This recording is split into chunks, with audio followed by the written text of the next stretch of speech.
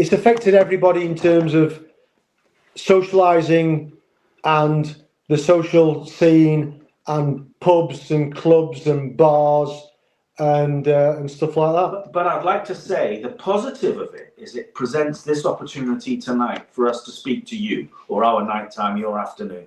Correct. We are much more digitally connected than we ever were. We are able to think faster on our feet and exchange music bigger and better than ever before. And in fact, that's the opportunity we have, is to grow hits on sites, grow likes, grow digital attention.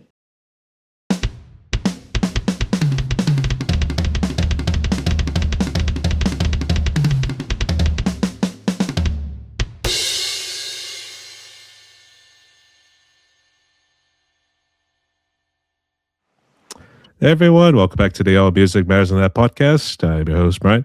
And today I welcome some special guests and some more blokes out of the UK. We actually got the whole crew of Orion Stars -1, to be honest, actually. But let's fill everybody in with the names. We got the lovely Ruth. Paul. Hello. All right, then we got Paul. Hi. All right. Jazz. Hey there. Hi, Brian and the team. All right. And Richard. Yeah, that's me. All right. So how you blokes doing today? What's new? Well, we sat here drinking beer and cider, having an unusual get-together rather than a band rehearsal, which is a nice change. Got all loosey-goosey before coming on here, so that's pretty good. Right. I guess in terms of music-wise, I guess what you all been up to recently, because I was checking out your album. Let's see. It was You Better Believe It, which I guess was your more recent one. So I guess fill us in. What you been doing? We completed that one and we put it out in November last year. We played a few gigs at the start of this year, and then we had a break when we thought we should write at least another 4 or 5 new songs to record sometime this summer. And we've done that. Had a break for a couple of months doing that, and now we're back to playing a few gigs, and then we have another break where we can do a bit more writing, and then hopefully we're going to record later on in the summer. That sounds good. I guess, so which part of the UK are y'all hailing from? We're currently sat in Chesterfield in northeast Derbyshire. I'm just trying to remember. I think Nick Ladite, no, he was Sheffield. I want to make sure I don't get that mixed up. But well, Sheffield is literally how far, Paul? 10 miles. 10 miles away. Yeah, Sheffield is like the local city to where we are, and Chesterfield is considered like to be a town. I wouldn't call it like a suburb of Sheffield. It's a different county as the lines drop, but Chesterfield is a considerably smaller town by comparison to Sheffield. So we sit bang in the middle between Sheffield and Nottingham as far as the cities go. So center of the UK, pretty much, northeast Midlands. that's pretty cool. I interviewed a good amount of you blokes out of the UK, so we give a nice little salute to y'all out there too. So, but also shout out to Nick there too, because he does reside in Sheffield. So, okay, yeah, it's a big city. Oh yeah, I haven't been there actually, but actually a while back I actually was in parts of Scotland and worked our way down until we eventually got to London. So let's see various parts of the UK. So beautiful country y'all got. So, all right. Yeah. But to fill you all in right here too, the way it's going to work is I'm just going to ask you guys some questions and get to know you more, both as the musicians, but also as the individuals as well here too. So we'll treat it more like a conversation between friends. So I guess let's see how this goes. So y'all ready? Yeah. Okay. Yeah, good. Thanks. All right. But since we all gentlemen here, the lovely Ruth will go first right here. So I guess, Ruth, fill us in your backstory, I guess, how you became a musician. I've been singing my whole life. I've been with Orion Stars for 3 years, and they're my first band. Ever. First band, yeah. But I've been singing with my dad since I was a kid, and I took music at school and drama because that's what I wanted to do. I wanted to perform at the West End and sing and act, but that didn't happen. So these lads gave me a chance. So I'm singing with the band instead. I was going to say, did you do any choir or anything back in the day? Only school choir, nothing extreme, nothing that you'll know. No choir for church or anything like that. Hairbrushes and microphones. Yes, dancing around the living room with my sisters and my dad. My dad used to play his records all the time, and we just used to sing along with him. I used to sing along with him all the time. So he taught me basically how to sing properly, how to sing, how to breathe. So with him being a club singer back in the day, he used to sing with quite a few famous people, but he didn't get the fame himself. But that's how I've learned to sing and where I've learned to sing. All right, good man. All right, so I guess Rich, go ahead and fill us in your backstory. That's a little bit more earlier than Ruth's, I think. As it turns out, there was musicians and theatre people in my mother's family that I never ever knew about until I was quite a bit older. And I was always interested in music, always interested in wanting to perform and to play, as my elder sister was as well. But not encouraged by my parents in the slightest. And then it got to a point where I was a late teenager, and I actually had to make my own first guitar, which was complete and utter rubbish. But it got me started, and then with probably my first month's wages when I got a job, first off at about, I suppose, 16, 17, something like that, I bought my first bass guitar. And I've been playing pretty much ever since. Had a band at college till being about 20, 21, then just didn't play with anybody until I got to 30. And then just from then on, I've been in band after band after band, and the time without being in a band is relatively small throughout all those years. Met Paul back in 97, 98. Played in a band with Paul for a while. That band broke up. Then I met Daz in 2003, and we had a band that played pretty much all over the north of England for 5 years. Quite a good indie band, I thought we were. And then that kind of split up, and I went and played in some other bands, and then basically bumped into Paul again in about 2010, and we started again. Started writing new material, forming a band around the two of us at the time, and we brought Andy into that band, who's obviously not with us at the moment, and we've been together in one band or the other ever since then, and it's just week after week after week, month after month, playing music, writing music, doing gigs, doing things like this, promoting the band as much as we can, getting us gigs as much as we can, and just playing in front of people when we can. All right. So I guess we'll do Daz, and then Paul, you'll close it out here afterwards. So I guess, what's your backstories? Yeah, well, my story starts as a kid. I grew up in Central Africa, where my dad was working, and always had a love of rhythm, and in particular percussion of any description. Was able to sort of, once I realized from a very young age I was able to shake a matchbox in time with anything, it really started from there. And in my sort of in my late teens, they had to send me away back to the UK, apparently to learn something, and where I had to do a retake on. I had to do a retake on a few examinations that I should have otherwise passed the first time. So I had to come away from being a bit of a renegade in sub-Sahara Africa and actually knuckle down and do something. And when I came to agricultural college, I'm in the agricultural sector in mechanization, and I went to college and I met a guy who was learning to play the guitar. And he said to me, I think I was 16 years old at the time, and he said to me, do you want to start a band? So we started a band playing all the obvious covers that you would play. Quite literally all the obvious sort of C, F and G. We were quite limited to his guitar skills, I have to be honest. And everything was very, very straight for time.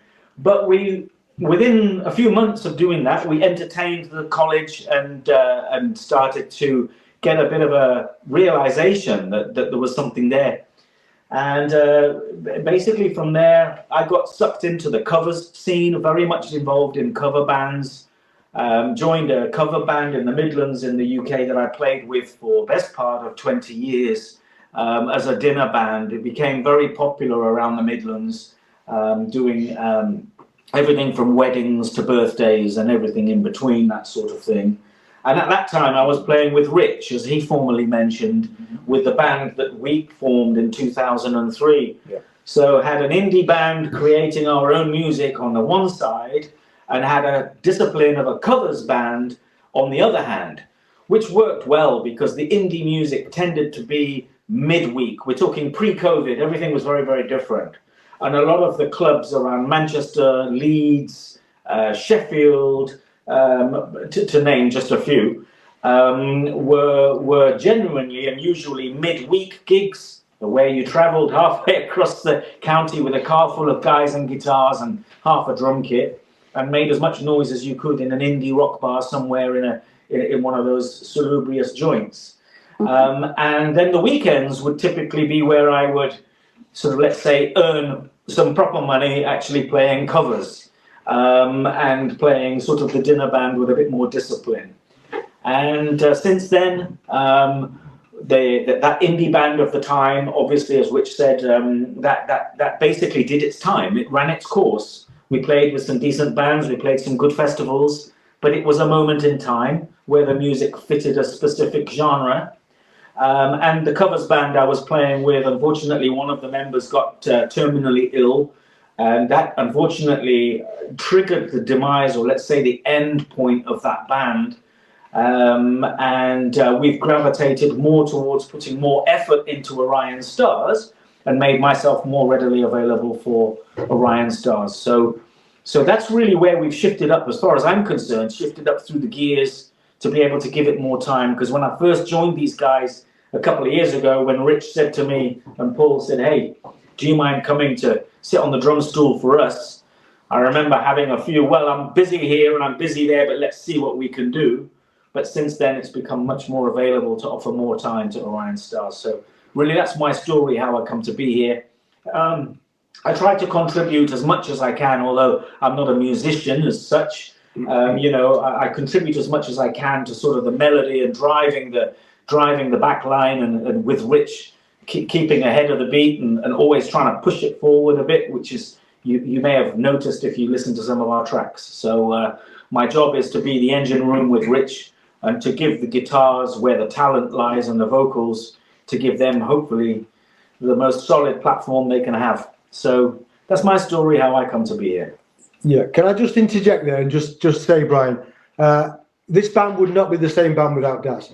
Full stop. Simple as that. And sorry, I'm going to interject as well, because you just said where the talent lies. Well, the talent also lies in the drums and the bass. It's a five-piece band. Exactly, It's everybody five pieces of a jigsaw. contributes. Well, we always say, one of the things that me and Daz stood at the back mostly, when we have a good gig and it's we've got the people dancing and nodding along and stuff, it's always the bass and drums that they're nodding to. They might be watching the singers and the guitarists and stuff, but they're listening to the bass and drums. Yeah. You keep saying that to yourself. I will. Yeah, it's nothing to do with us. But apparently drummers just hit things. Some of the, you want to see some of the prize-possessed drum kits they've offered me to play at some of these gaffs around these towns. There was one actually where the cymbal, the crash cymbal, looked like it had been harvested by a baler, and actually the floor tom genuinely looked like it had been smashed up by some destruction band from the 80s. There was a massive hole in it. It was unbelievable. And this was like the house kit. Oh well, it's fine. Just hit things, just start a beat, Yeah. Okay, so I'm a little bit particular about what I hit, but there's a reason for that, because it's a bit like driving someone else's car, It's quite difficult jumping into a sports car where the seat is welded to the rail and you're told to go as fast as you can around the track, where you can't see the mirrors and you can't reach the pedals. But that's what it's a bit. I don't know if you play instruments yourself, Brian, but on a drum kit, I get quite particular as to where I'm sat and how high everything is and how many I've got. I'm a drummer too, so I like to play fast. So I blame you blokes for making heavy metal when it came out. First in the 70s, and then we kept progressively getting harder as the 80s came around there too. So yeah. Yeah. In which case you're like, yeah, you're welcome. So that'll do. Yeah. So, all right, and Paul, I guess give you a backstory here. Yeah, well, I suppose my backstory starts in the 70s when I was growing up, and I was in secondary school, and I sort of played about with a lot of my older brother's friends. We were listening to heavy rock music, such as Deep Purple and all that stuff, and Rainbow and Black Sabbath, etc. And I think I was about 13, 14 and my favourite bands at the time were Black Sabbath and Rush. And it was Rush who, and we'll probably get to influences later, but I don't think I can do my backstory without talking about them, to be honest with you. Because it was Rush who just totally wowed me and inspired me to beg my parents to get me a £50 guitar out of a mail order catalogue, which they did. I remember them. Yeah. Grattan's catalogue. Grattan's catalogue, yeah. And I just had this electric guitar with no amplifier to start with, and my friend down the road, he got himself a bass guitar, but he took all the frets off and filled them all in, and we had a weird sound. So we started playing together, and what we did, the way I learned to play the guitar was I started listening to Rush just after their Hemispheres album was released in 1978, and they released this album called Permanent Waves, and I bought the songbook for Permanent Waves, and instead of buying like the beginner's book of how to play the guitar or go to a guitar lesson, I decided to pick up this complex musical scribe from Rush for that album, and I ended up learning all weird chords, and okay, you do your C's and G's and all that, which we talked about earlier, but I just learned all the weird stuff. And so me and my friend Dave, we decided we were going to attempt to play all these Rush songs, and you'd get the music and write all the notes underneath it so we could play the complicated bass lines and all that. And we mucked around for a little while doing nothing spectacular other than playing in this room above a pub with a friend who just picked some drums up, and but then I got a bit more serious, found a few other musicians, and we formed some bands where we were writing our own original music from when I was probably about 18 then, and we started doing gigs with our original music and a few covers, and there's various lineups of all those bands through the years who played around the area. You need one of those peak frame things, don't you? I've got one. Have you? Yes, but I'd have to show you that actually. It's just for reference there, Brian. Pete Frame is a guy who's famous for doing rock band Family Trees. Well, somebody did one up to before I met you, so I can show you that. Actually. Right, but it's quite interesting. But then yes, so cover bands, original music, a few covers, and lots of gigs, and then. Me and Richard ended up getting together, as Richard said earlier. Yeah, about 97, 98. And we were playing covers in this band called Void at the time. Well, Curb first. Curb, and we did covers. And then I had a little break because we had kids here, and then hooked back up with Richard again, as he's told you that part of the story. But when we hooked back up, the important thing was we decided to start writing our own music. Well, again, I'd been doing that with the band with Daz yes, from so- 2003, and I wasn't going to go back to playing covers. Simple as that, really. Yeah, it's bizarre how that happened to me too. Actually, the influence that joining a band writing did change my view of my cliche to play other people's music, which is quite a moment of realization, isn't it? Really. It is, yeah. But go on, carry on. Yeah, so that's me. I think that's my backstory, I guess. All right. So vocals, bass, drums, and Paul's one of the guitars. But is Andy the lead, or Paul, are you the lead guitar? I'm the lead mainly. Andy does a few lead parts, but I'm mainly the lead, I would say. I think it's I don't know what the split is, but there are sections of songs where Andy does the solo part. Yeah.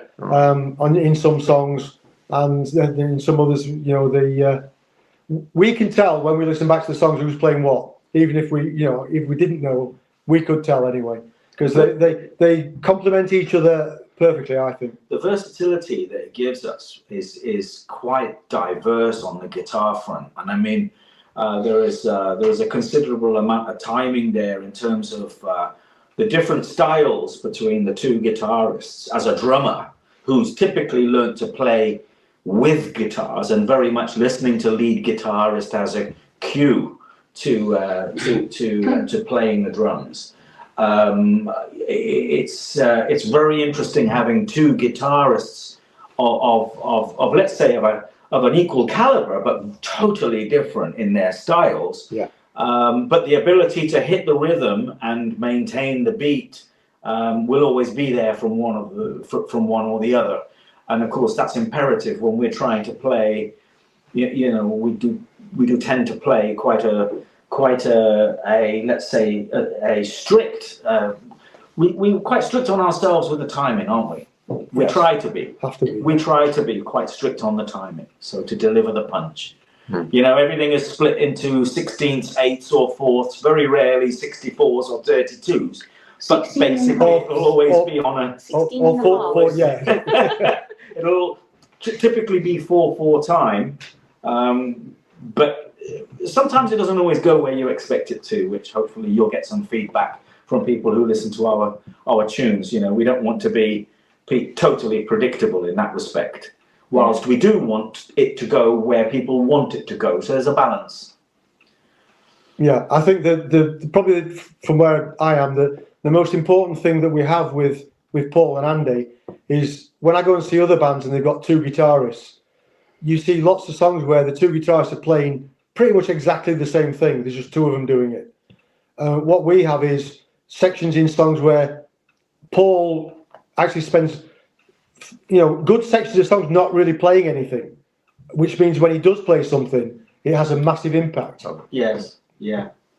I think you're right. I don't think there's any songs where me and Andy are playing the same thing at the same time. I was going to say exactly that. I was just trying to think of one, but I can't. There isn't one, no. So even when Andy's doing the soloing, Paul's playing something different to that. When Paul's playing things, Andy's playing something different. Andy's maybe carrying the rhythm of the song along, but Paul's not playing the same thing. It's something else in the background. Or I'm playing the keyboard. Or he's I playing was the just keyboard. about to say, let's not forget the other instrument that you're also very capable of playing, which is the keys as well. So that's where a lot of some of the intros come from, and where a lot of the midsections, the midsections, and in some case outros and crossovers between songs. It allows us to sort of, let's say, form a continuation between tracks, which we've started to do more recently, to play more of a medley of songs. So or what was it called? What was it referred to on the radio show we were on last week in Peterborough? It was called. Was it considered an epic? Epic, Did you said, yeah. Epic, yeah. He referred to it as a 15-minute epic. Yeah. But well, didn't it? It does. Melded in really well. Yeah. I'm saying they're slowly taking over the UK, slowly but surely. That whole deal. So Hopefully. Yes. maybe at one point. So, but I think Rich, I think pretty much everyone else here kind of filled in about Orion Stars a little bit, but I guess I don't know who wants to give the history about Orion Stars, but this one kind of breaks into various parts. But it's like, where did the name come from? What's the history behind the band? And I guess what's the goals for Orion Stars kind of going forward this year and then beyond? Okay, we had the band together pretty much before we came up with the name, and we as you always do, we struggled to find a suitable name for the band, and we had a song that we were working on at the time, which was inspired by one of my favourite songs of all time, which has the line in the second verse, or the two lines that go. Travelling twice the speed of light, Orion stars are high tonight.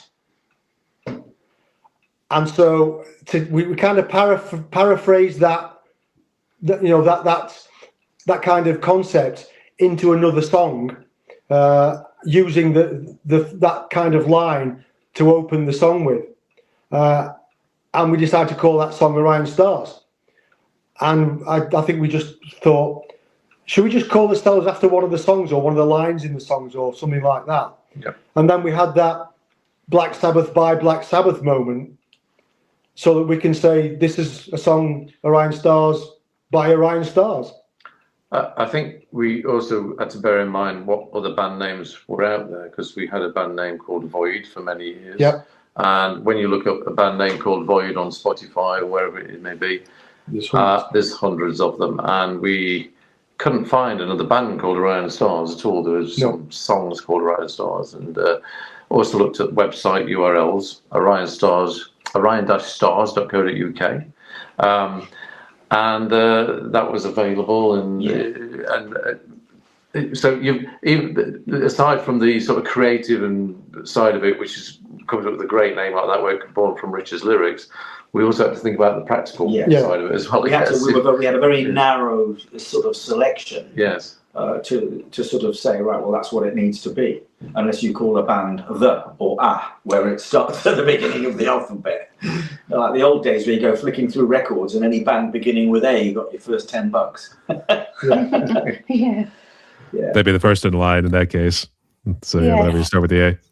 So we realized then we were actually auditioning at that point, if I might just continue on that story, as we picked the name of the band, and we were trialing. I don't want to talk down of anybody that wasn't with us, but along our journey we have been trialing and testing other vocalists and other, let's say, band members, and basically we just couldn't find the sound we were looking for. We thought we knew what we wanted, but we didn't really know for sure, if that makes a lot of sense. And I'm sure everybody would say the same. We hadn't really, at that point, us four blokes that were already had formed musically the band, we hadn't at that point considered being fronted by a female vocal to that point.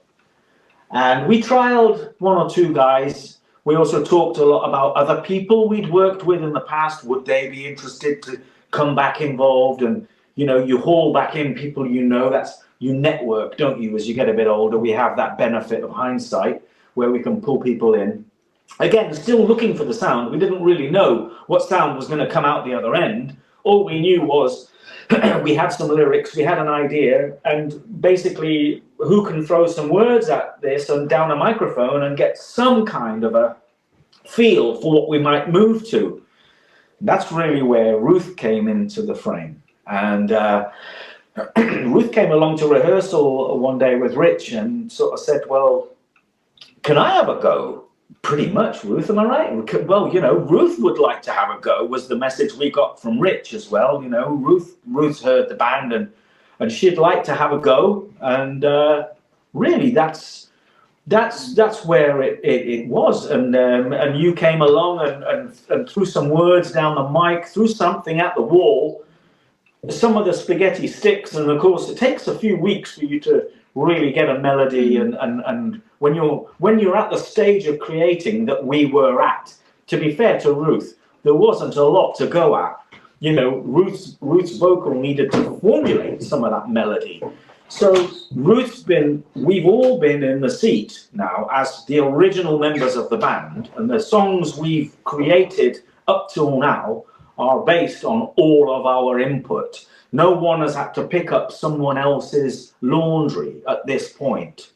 So that was another important part of the journey. So since the beginning of Orion Stars, from pretty much the name being the formation of the band, we have all been the five of us. Without Andy being here, we are all the original members. So we haven't got to wear anyone else's cliches. So yeah. We should say 5 members minus 1. So in that case, for this interview right here. So, Yeah. but I guess, Rich, are you and Ruth, were you actually good friends? Because that's what made it sound like what Daz was talking about there. I think you More than that. You might describe it as being a bit more than that, yes. Oh, you love birds, you. So. I mean, hey, you never know, really. So, but. Well, I'm going to be a little bit more blunt than what Daz was. Ruth said, "Are we allowed to swear on here a little bit or not?" Knock yourself out. Just don't go too crazy. But go ahead. Okay. Ruth came to some of the gigs and she listened to some of the rehearsals that we'd done in the past, and she said to me, "That singer's shit. He's ruining your songs. I can sing them better." Well, he was. So, and I do. So I said, "Fine, okay, come and have a go." And that's essentially how we started. And we do, when we have to do a long set, because some of the gigs we do, we'll be playing for an hour and a half. So we'll do 2 sets, and we do play 1 or 2 of those very old songs, but mostly we're playing stuff that we've written in the last 3 years. That we've done. Yeah. And of those old songs, I think, yes, you do sing them better. Thank you. So Guys, I think all these guys, they're talking about beer. They're getting going to get beer. They want beer. We need beer. We definitely need beer. We can never have enough beer. Well, my glass is empty. Well, I'm sure we'll bring you Dazington. one. Daz, bring another one. So, yeah. Yes. A cider as well. All right. So at least takes care of that. There's a few All distractions. Right. Sorry, Brian. We've got a dog here as well. Do we? Yeah. Wandering around the house. So. Yeah, because Daz has gone into the kitchen. He's like, food? Yes. Someone's in the kitchen. Happy bird food for me, master. So yeah, that'll do. Trust me, I know the whole dog thing there too. Oh my gosh. Anytime we have dinner ready, she's always waiting right in the kitchen. So Yeah, that's doggies. I can relate.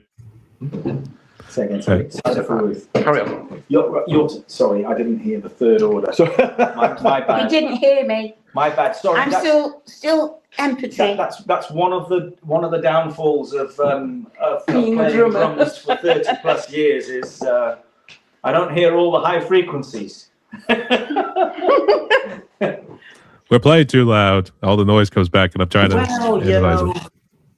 I'm having to play louder these days. Yes. Thank That you. seems to be the way they want to do things. It's like we always start off at good volume, and then we turn it up as the show goes on. So yeah, Yeah. I can understand. Yes, that's what our guitarists yes, despite do. the fact that they say, no, we haven't. But they do. We can say that now. Paul's not here. They do. Well, in our rehearsal space, we have, I don't want to go ahead of any questions, but in our rehearsal space, we have quite a small space, if I'm honest. We're not spoilt for space, but it is our own, which is special. And it means that we don't have to share it with others, which means we can sort of plug in and play, drop on a drum kit, and literally not even have to break it down and rebuild it every week, which is very helpful. It takes the hard work out of it and makes it much more easy to do. But the point I'm getting at is we've got the 2 boys on the guitars facing one another, basically, and according to each one of them, the other one is too loud. every week we're like, geez, it gets a bit louder and a bit louder. And of course, the other one is like, well, that's you. To the point where actually Andy one day brought a decimeter along and actually was measuring the sound. Going, look, it's not me. It's coming out of the amps, and yeah. Anyway, he's a science teacher, so he kind of knew what he was doing with this thing anyway. So he's a teacher, and he knows all about these fancy things like sounds and airwaves and valve amps and things like that, and how electricity generally works. So yeah. Anyway, he managed to prove that Paul was louder than him. But you're still in denial, aren't you, Paul? Yeah. Yes. Yeah. But it's not I will deny it up and down, left and right, to the day they put me in the ground. That's what he's going to say. So. Yeah. So. But yeah, anyway.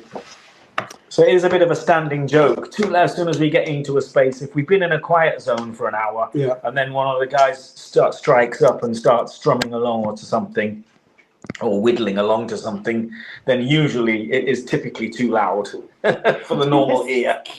It's too loud, man. Too loud. Too loud, man. Yeah, it's a bit like hitting. You're disturbing the life of suburban living. So yeah. Well, we're fortunate that where we rehearse is in the middle of an old industrial unit in Sheffield. It's probably well over 100 years old. It's very rock The and roll. building, yeah. And there's nobody living within probably a quarter of a mile. Yeah. So it can be very. So we can be as loud as we like, really. Yes. No one will complain because no one's there. Yeah. Apart from the cat. On a summer evening, we can have the roller shutter door open, and we sort of try and wake up the rest of the city from there. But we get a good sound in there, and we even sometimes take along a beer, and so we cooked the odd burger and had a bit of a cookout outside or a barbecue in the sunshine. Yeah. And, Yeah, that's fun. And yeah, we make the most of our rehearsal time during the summer months. It's a bit different during the winter because obviously short days and all the rest of it, short daylight hours. Yeah. And there's no heating And there. there's no heating there, so the guitarists are usually, let's say, held back by the fingers not being quite so supple. I can't feel my fingers. So if you know anyone who's invented a hand warming system for guitarists in the middle of winter, I know that Paul would be very interested. Oh, yes, definitely. I mean, I know about little industrial heaters, but I think they need some sort of outlet to kind of plug into. They just have it pointed right at Paul and Andy. So that way it keeps them warm and keeps my fingers warm, if we want to say it that way. So. Yeah, unfortunately, they're not paying for the electric. No. Yeah, well, the electricity bill's a bit of a sore point these days. It's getting a bit more expensive to buy electricity. It's a bit of a luxury to plug a heater in, isn't it? Yeah. Ah. Sad, but true. All right. So this one could also maybe tie with the influences, but I guess for any first-time listeners who stumble upon your music or come to see a show, I guess, how would you describe to them who Orion Stars is in terms of the music? Well, we've had some comparisons, haven't we? We have. Well, the guys at the radio show last week said a few things, didn't they? Yeah. We but without knowing anything about us, we certainly hadn't had a personal interview. The radio DJ who interviewed us last week, live in session on his set, which, if you haven't already, we'd be glad to send you the link to that performance that we did in the studio. He came out straight away with the influences of Rush and who else did he say? Did he say Sabbath? No, he didn't say Sabbath. He didn't. No, he didn't. He said somebody else. He definitely said. He definitely said Rush, but I can't remember who else. So, which pleased you, obviously, with your. He said somebody with a female singer. Yeah. It was a band with a female singer. Because Paul, the influence on the melody is very much led by the guitar. Very much, a lot of the songs are initially created in Paul's music room here at his house, where we're sat now. So actually, we are probably in the pretty much birthplace of quite a number of the tracks on our first album. I think you are, yes. There's the sofa over there where I sit next to my wife while she's watching the TV. I sit there twiddling my thumb, and I'll send Richard a text saying, "Have you got any lyrics?" and he'll send me some lyrics, and I'll just twiddle away. And that, we're talking about the song Orion Stars. That was a good example of how that was born. I just twiddled away at and came up with some half melody, which then Ruth obviously perfects and makes your own. But I just come up with Do my own wiggling. do your own. So you both wiggle. Yeah. So, but yeah, if you're trying to describe the music we play,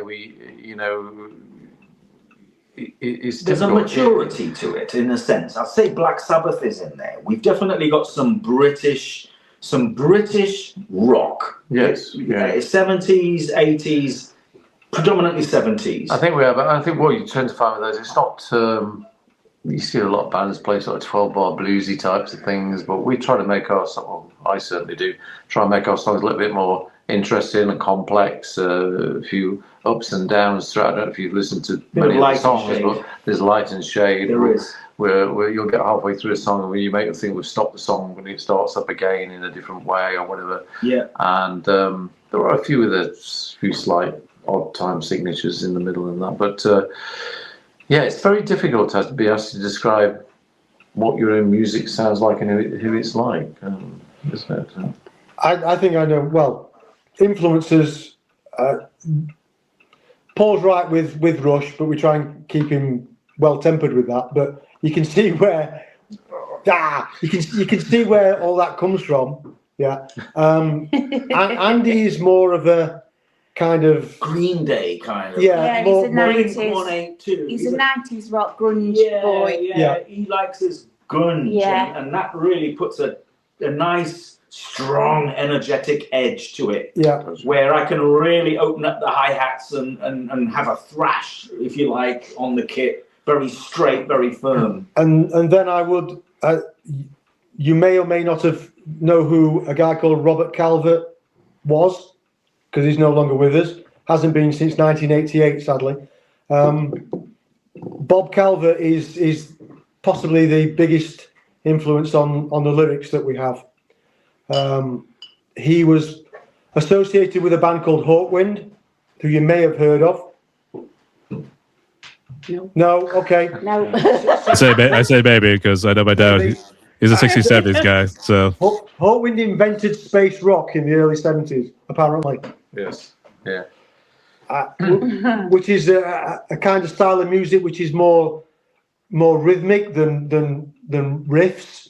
A little bit psychedelic back in its Yeah, day. and with a solid beat on the drums, sometimes with the snare playing all 4 beats in a bar, proper driving, 4-beat snare, and synthesizers. They're still going as well. And they are still going, yeah. One of the original founding member, Dave Brock. Dave Brock, and He's 84. we actually went to see them last year, Yeah. didn't we? Yeah. And he said Bob Calvert was the poet and lyricist with that band for quite a while, being in and out of the band on at least 3 or 4 different occasions over the years. And Paul knows quite a lot of his songs and his lyrics. I do. And lyrically, big influence. I would say my dad was a 60s, 70s guy, and obviously he got into the Black Sabbath and some of you other blokes who made the music come out of the UK there too, as well as even what we say the British invasion there too with the Beatles, the Rolling Stones. Yeah. I think you said Yardbirds, but that whole deal. So yeah. Yeah. So Well, I'll have to ask him about that one. Just going back to that, everything kind of changed for me when my elder sister, both my sisters are quite a bit older than me, and they were all Beatles, Rolling Stones, Kinks, Small Faces, those kind of bands. And then my elder sister brought home Led Zeppelin's first album and said to me, basically, small boy, here, listen to this. And I was like, holy shit, what is that? Yeah. But It was there's like an epiphany moment there, yeah. Yeah. one of the songs we play typically at the end of a set is titled "Nothing Going On in My Head," and that is the punchline of the song. There is nothing going on in my head. So you got to feel already just from that line that it's just about I'm just going to go a bit crazy for 5 minutes. and it builds up. It builds quite a bit. It's a builder, this was the song that was for me the opportunity to mark that British, the British drive, using very much. I got the feel of a Jagger swagger when I heard this song the first time, and I could just hear as if it was a Stones tune, as if it was being driven, and I just had this vision of Jagger sort of like doing his walk, doing his strut. Do it. You got the move. You got the moves like Jagger. So yeah. And it's the only track where actually I couple onto my hi-hat. I stick on there the jingles, or what do you call it? The Tambourine. The tambourine rack onto the hi-hat stand, and play a driving tambourine to the verse section of that in a very straight 4/4 time. And then during the chorus, I even dare to move towards a cowbell for about, I don't know, 30 More cowbell. not too many strikes, but enough to at least let people know that there's a bit of variance there. But that is my mark towards that sort of that swagger, that British sort of straight rock that I want it to be, and that's my interpretation of that song. And I think with the lyrics, when you've got at least 4 out of 5 people, or all 5 of us, shouting out in unison, "There's nothing going on in my head," you really do get a vision of a bit of anger, some anxiety, some frustration, some, a bit of, not quite anti-system. It's not punky, but it could be if you changed a few words.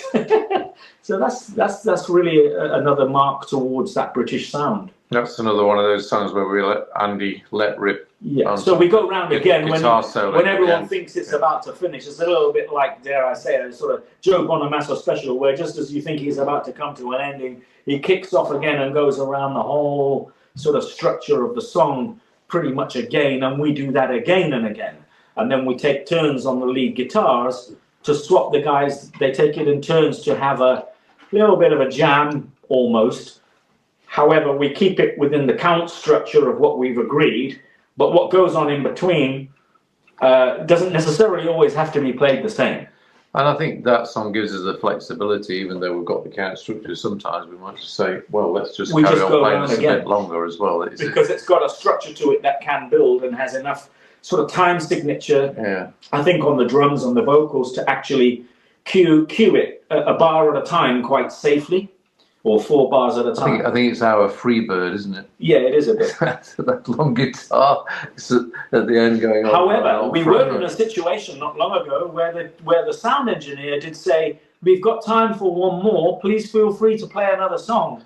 So the band obviously opted for Nothing Going On in My Head to be our, let's say, our extra song. Well, I hadn't coupled on my tambourine, nor did I bring my cowbell. So for me, that song wasn't what I wanted it to be. And I had to really try to improvise on the drum kit with quite limited things to hit, let's say. But still try to give it what I believe to be its reckoning. And what its value. It was still good though, Daz. Well, to somebody who'd never heard the song before, they wouldn't have known any different. But when you know what you expect it to come through, it can sometimes be a bit of a challenge. But then again, that's how you find new sounds as well. That's how you find new sounds. Find new sounds on my drum kit. Every month there'll be something come out thinking, oh, I've never hit that bit before. That sounded okay. Then it's like, if they hear the song in concert and they hear it actually on Spotify, for instance, they'll hear the difference between the two and be like, "You hypocrite!" That whole deal. So why did you have the tambourine and all that? Where was your cowbell when you needed it most? So yeah. Well, what we did when we had 10 songs was we recorded them, and basically, so we could have 10 songs with a kind of similar feel in terms of the way they sound, like a whole proper album. And what we've realised is that actually those songs have developed in a slightly different direction over the 2 years since we recorded them. Is it 2 years? Yeah. Something like that? Yeah. And we play them live now with a slightly different feel to the way we recorded them. I think it proves as well that actually if we were going to advise young bands coming through, and there are a huge number of young bands with an awful lot more talent than I've got, for example, on the drums, is don't be too eager to record. You know, I think gigging is your space to really learn your song, learn your band, get to know your band members' style and versatility, instead of jumping on the record button too quick, because these things have a mature, they can mature over a longer period, and sometimes holding back on a recording of a potentially playable tune that, you know, that people are going to stream and hook into. It might just be worth holding back rather than record too quick. Definitely. The songs have definitely developed, and I definitely do sing them differently now to when we recorded them. You almost want a second go at them and think, wow, I'd have done this a bit different, or it's almost like you could end up covering your own music, which sounds a little bit of a little bit weird, but we could cover ourselves. I think you, sorry Paul, I think you understand now why bands that we know, more popular bands like Heart and things, that have done a rerun of an old album. I think you understand now why they've done that, because perhaps that's how they felt about that album. So they've done it again in the way that they want it to sound. It wasn't just technology on the mastering, it wasn't just all about digital era or transformation. It was actually about the band energy needing to go in to create the digital We sound. do feed off each other, don't we? Yeah, we do. We do, definitely. I think the point also is that we only get together sort of once a week. So we're writing music and we're getting together once a week for a few hours in the main. And that's not a great amount of time, is it? So you'll end up writing a song, and you really, for us, we've got to go and play it live several times, I think, nowadays before we start to record, because if you start to record too early, you've not actually accomplished it, you've not actually refined it in any way. Whereas, you know, if we were a full-time professional band, like you get, they've got hours in the studio, they'll spend weeks doing that sort of stuff. So we haven't got that luxury. But I don't think the songs, excuse me, as we're having a conversation here, and this is great, because I don't think that it would necessarily be better for more time. The creativity comes from a gap. Very often, we can go into rehearsal having not seen one another for best part of 3 weeks or maybe more. Yeah. On the odd occasion in a year where we, for whatever reason, the planets don't line up. Holidays. Well, Holidays, we this like, sort of time of year. We like 3-week Greek island hopping holidays. We can come back after and expecting to almost have to learn how to ride the bicycle all over again, and have the blowout rehearsal that just sends us all home thinking, this is the band I want to be in. We just played a rehearsal as if it were our last gig, you know, and that does happen. It does happen. So sometimes I'd say it's not all. I think if you spend too much time over analyzing stuff, we do tend to. You would potentially just fizzle out, Disappear up your own backside. You'd just disappear into doing samey. But the distance definitely, works for us in how we operate as a band. And definitely. It does actually kind of sound like a challenge in a way, but kind of jump ahead a little bit. But in terms of challenges being Orion Stars these days, do you think it's more so with the time management? That's kind of how Daz was kind of describing it right there with time management. But I guess what are challenges do you feel like you face these days being Orion Stars? Getting to gigs, sorry to keep talking here, but getting in and out of gigs is one of my worst frustrations. As a drummer, you go in there and your heart sinks and you're upstairs, you're on a dog-leg staircase or up a fire escape, worst case scenario, and then you're pinned into a corner and no one remembered how big a drum kit actually is. But the thing is, playing in the cities is a whole new ball game, because you can't just park anywhere and drop your gear off.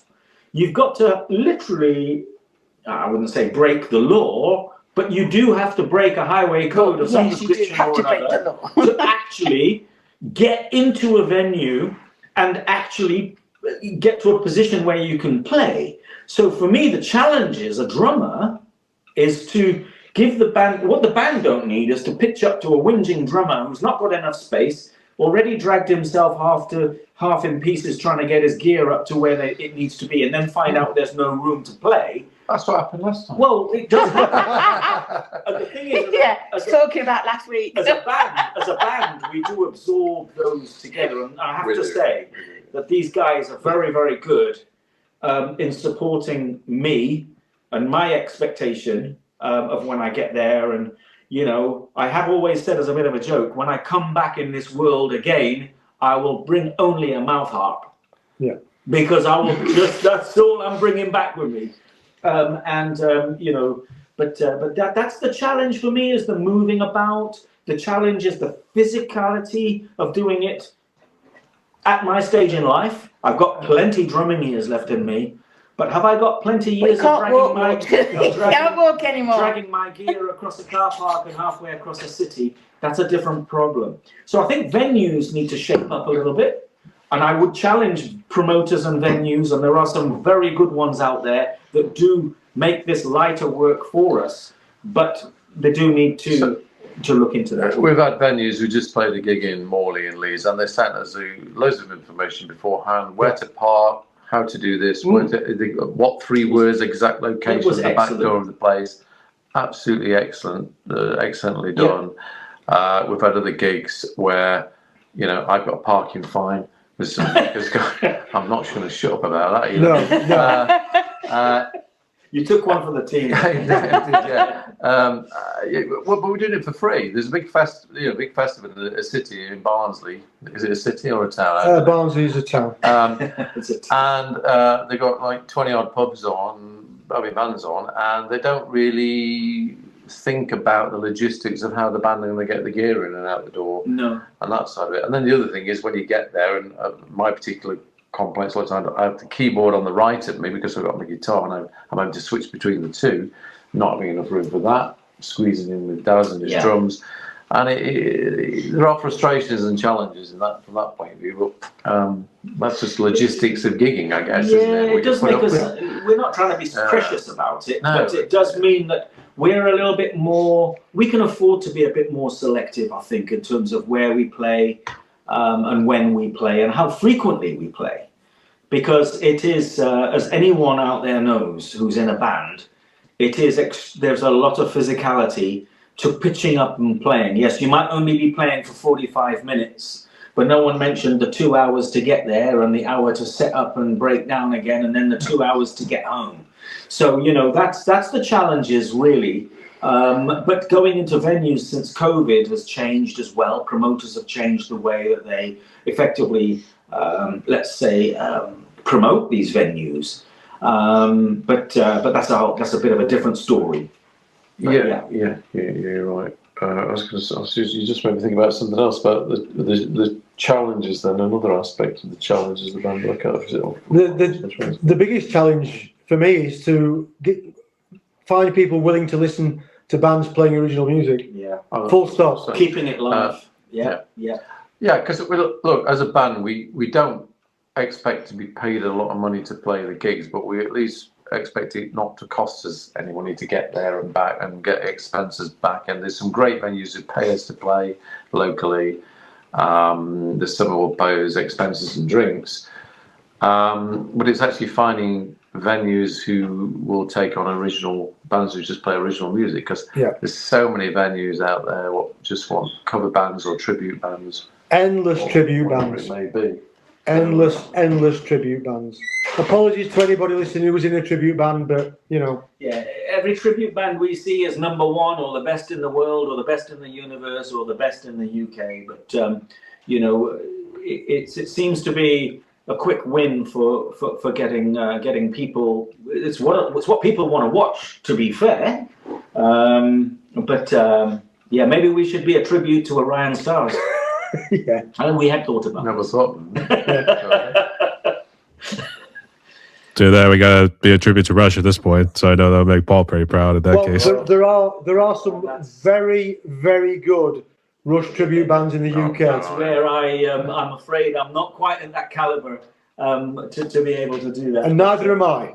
Well, I've got the vocals for it. Yeah. Ruth can sing very high. Yeah. It's like for Daz and Rich right there. It's always like, that is way outside my pay grade there, son. So, yeah.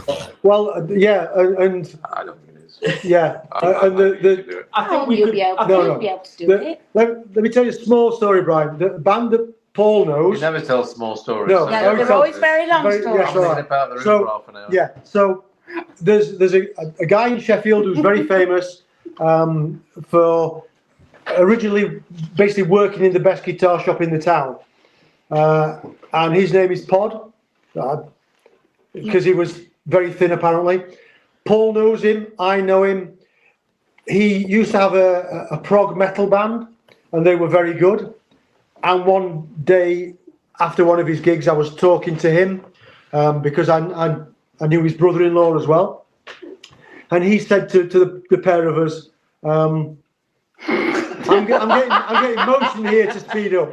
So he says to us, we're going to start a Rush tribute band, and because he'd been the lead guitarist in his prog metal band, we both said, oh, you're going to be Alex Lifeson then, and he went, no, I'm going to be Geddy Lee. And I said, what, you're going to play the bass, you're going to sing, you're going to play keyboards with your feet? He went, yeah. I said, yeah, but you've never played bass in a band before. And he said, I'll learn. That's because it's easy. Yeah, of course it is. You're playing the bass. You've only got 4 strings on the bass, you know. Yeah, I know that. So, Is it a P? Is it a Fender P? I know, Rickenbacker. Yeah. So he did just that. And then one of their first gigs, me and Paul went to see him. And after the gig, he came to us. He said to me, directly to me, he says, so do you think I'll make a good bass player then? And I can't repeat the answer I gave him. Did it start with a F and end in a F? It did start with an F, yes. It looks a bit like him as well. He does. They are very good. They couldn't have done the guitar part. They are Yeah, very good. they're called Bravado, if I can plug them, and they are very, They're worth- very good. Worth a glimpse. Yeah. Yeah. Give a nice little shout there, too, and everything. Actually, the other thing he had to do was kind of hit the mic with his nose, too, whenever he was trying to play bass. That's what he had to do, try to get the mic in the right spot. Yeah. So, all right. That's all cool there, too.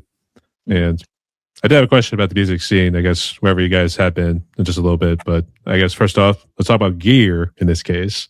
So, I guess what y'all got?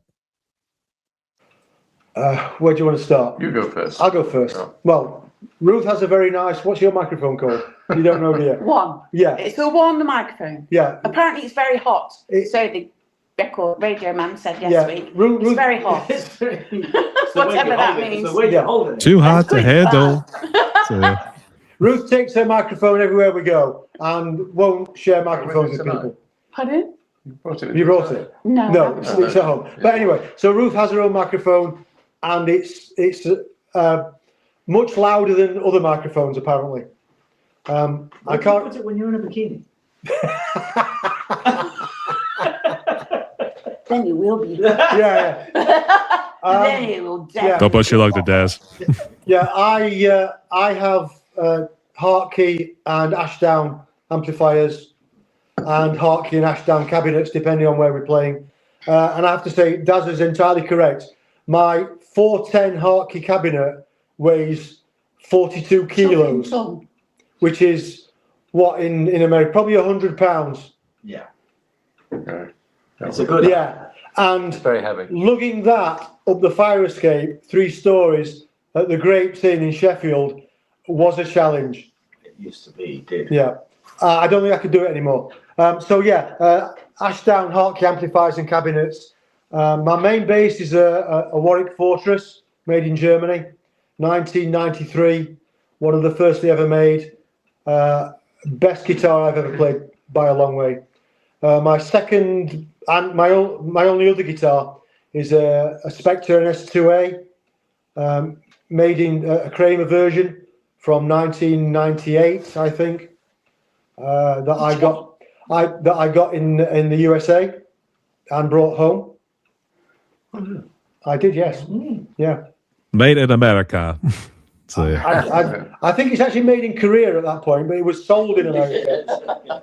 But yeah, China, well, maybe. the Spectre factory is still there in New Jersey, I believe.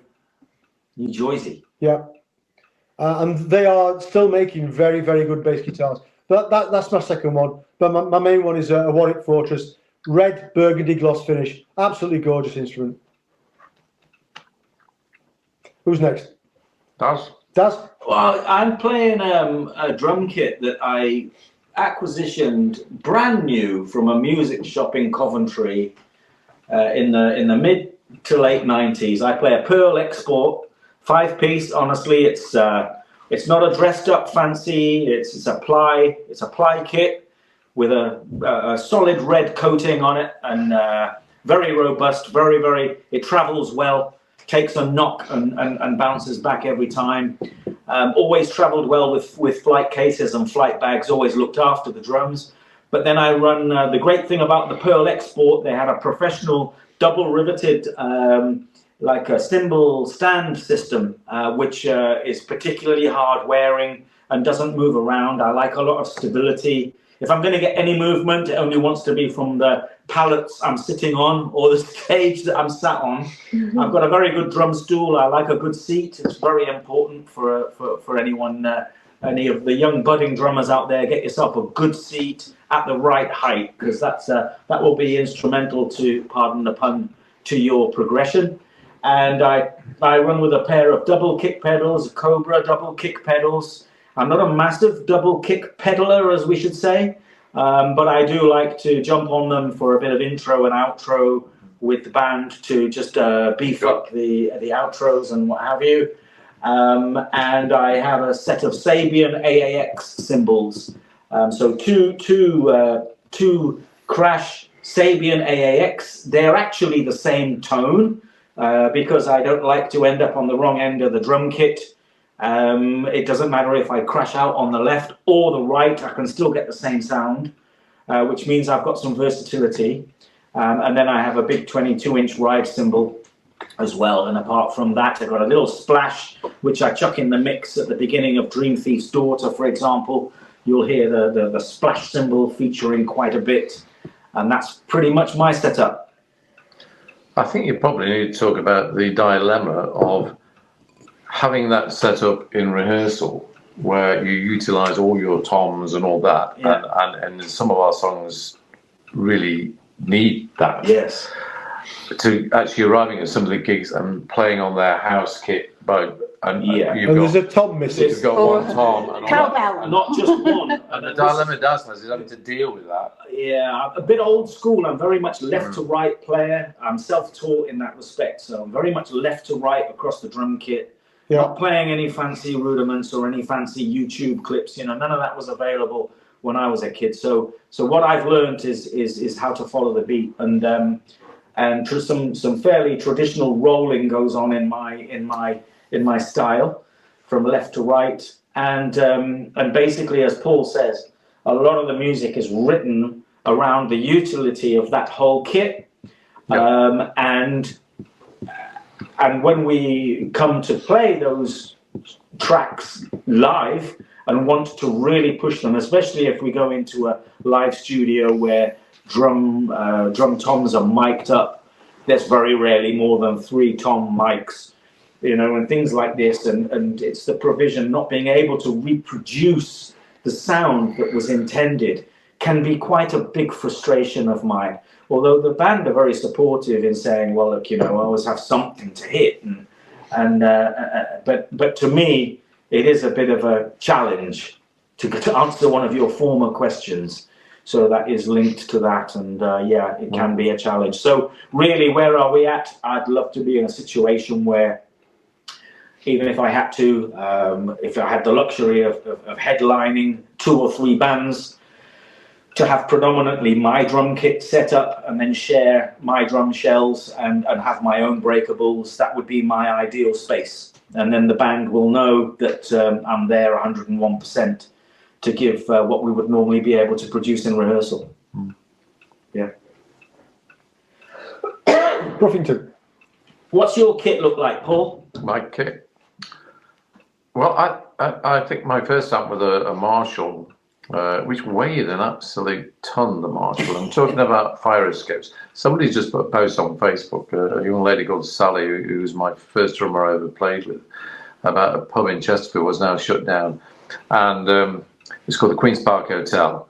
And we used to lug the gear up and down that fire escape in winter, and it was a nightmare. That Marshall weighed an absolute ton. But I was young and fit and healthy then, being very cat, I guess. But so I started out with Marshall amp, and then effects I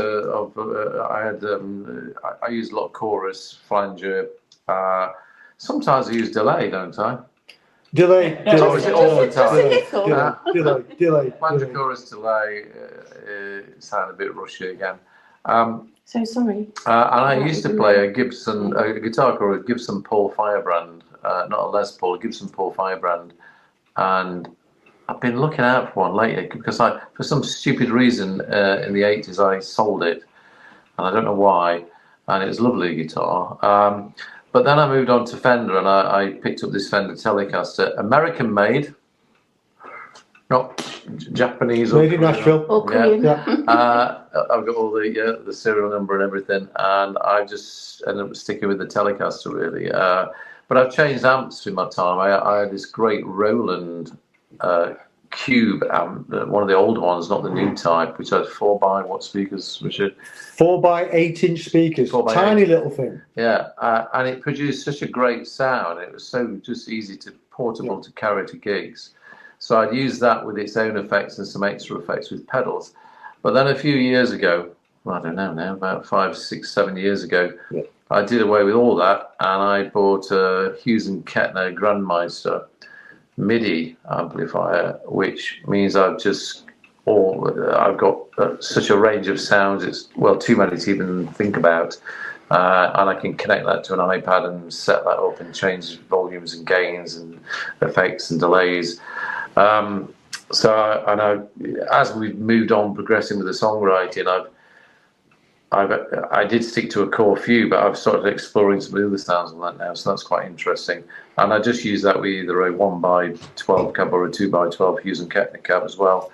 I got the Hughes and Kettner, yes, because Alex Lifeson played it. I know. I didn't know that. I'm like the #1 Rush fan in the entire planet. I just think it's quite versatile, and I haven't got to take one of these big, massive pedal boards. Andy, the other guitarist, he's got 3 or 4 pedal boards, which he's made himself.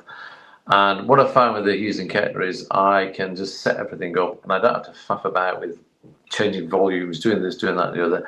It's all preset, and once I've got it in there, and I back that up on the iPad, so if that gets lost, I can bring it back.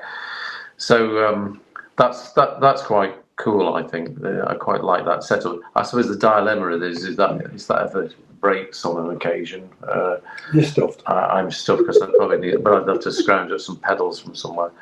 On the keys, just some basic. It's a Yamaha MX49 sort of synthesizer keyboard with a massive array of sounds, as you would imagine, and that just does us for what we want to do. There's various keys on the songs which we like to embellish the songs with from time to time. And that's really useful because we get some nice choir sound on one of them, or just a lovely piano side, whatever it may be. But that also gives me the opportunity to stick a bell on in the song called The Dream Tea's Daughter. But we are looking for a handbell, which Daz can maybe play in C sharp. Visions of a big gong or something behind me. So I don't have to do that. But I can't imagine carrying that across one of those car parks. No. A Neil Peart gong. The keyboard also lends itself to be able to play an audio file, which we use on the beginning of our song called Steely Eyed Missile Man, with an aircraft taking off, or a recent sound of Artemis 2 taking off, actually. So we want to do a bit more of that, I think. We do. With keys and sounds. It makes it more interesting, don't it? Yeah, we did a remix of the video for Steely Eyed Missile Man, which was our Steely Eyed Missile Man, which was our first single off the album. And it originally came out with the aircraft sound of a F104G. F104G. There you go, bit of tech for you. We're talking technical. Lockheed Starfighter. A Lockheed Starfighter. Nothing to do with Robert Calvert. Nothing at all to do with Robert Calvert, surely. And Surely. well, his album's called what? His first solo album was called Captain Lockheed and the Starfighters. But then we remixed the video and put a load of Artemis 2 stuff and moon landing stuff on it, which if you want to go on YouTube and have a look at that somewhere, it's on our YouTube channel, I think. Yeah. It's not. No? No. It's I'll on put it Facebook. on our YouTube channel. Not yet. Oh yeah. tomorrow. Yeah. Did We I? better do that. It's on our Facebook To-do list. profile. So if you go on there, but we just put some footage of Artemis 2 because it was quite fitting with, and it was 2-year anniversary since And we released a single. The So. capsule on Artemis 2 was called Orion. Orion. Ryan. Yep. There we go. There you Speaking of go. devil, Of course, you know, Steely-Eyed Missile Man was the nickname for the commander in the It has wasn't it a reference to it's a reference to two things. One, it has a very long history at NASA. I believe originally quoted in the 60s when somebody solved a problem in 30 seconds that Somebody just went like that. and it worked perfectly. And also the little scene in The Martian where the backroom guy solves a problem, and then in the end they send that message through saying, by the way, Rich Purnell is a Steely-Eyed Missile Man, and everyone's going, who the hell's he? So there you go. Yeah. there's a little bit of history right there too. So Yeah. Better believe. You better believe it. actually, it makes it sound like the whole going up the fire escape staircase right there was a bit of a traumatic experience, to say the least, in Sheffield. We- Fire escapes in the winter in the UK. Don't do them. In Sheffield in particular, yeah, because it is Break your legs and your back and your neck. it is quite snowy in the winter. Like Rome, Sheffield is built on 7 hills, or something like that. It is, yeah. Are they called Romulus and Remus? No. Need to go back into history and make sure that doesn't happen again. So, all right. We're not lugging stuff up fire escapes ever again. No, Never again. So yeah. no, certainly not on my own. All right, that sounds good. So, I guess in terms of the lyrics, because I know Paul was talking about Rush, so I thought maybe Dabs was the one who was writing all the lyrics since he's the drummer, and Per would be the one who was the avid lyricist back in the day. So, Yeah, sure. Your mum, Yeah, Neil Peart because- writing the lyrics. No, I'm not writing lyrics. I mean, he's definitely your spokesperson, given the amount of time he's been talking to you too. Yeah, so. yeah, definitely. But- the lyrics are mostly mine. 1 or 2 songs that Ruth has written, virtually all the lyrics. But what I find is that if the lyrics come first, we always change them when it's got music to go to, and then we change them again when Ruth's had a chance to sing them, and she'll go, "There's too many words in that." Which is all the time. Yeah. I don't like repeating things. So you'll find, yeah. So you'll find that the some of the songs don't have conventional structures.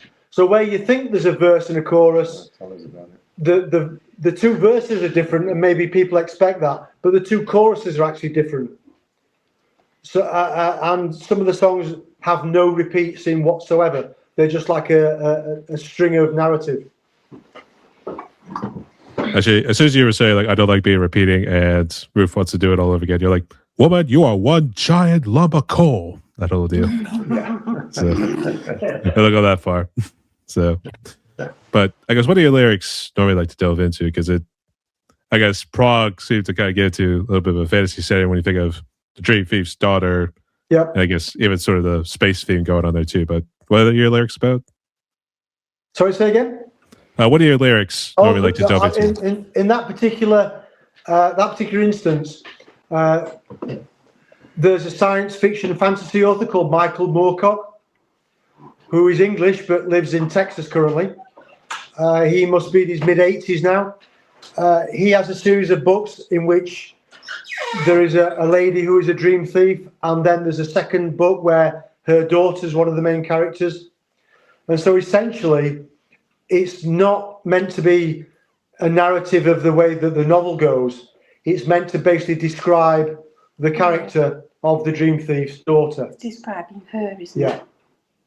So essentially that's what it is. So she's the daughter of a time traveller and an emperor who destroyed his own empire. And she steals your dreams. And the irony is, in the video, the dream thief's daughter is my daughter. Yeah. In real time. We entered a competition where there's a competition that runs infrequently in Sheffield by the film group there, and they pair filmmakers with bands, and you have 2 weeks to make and complete a video.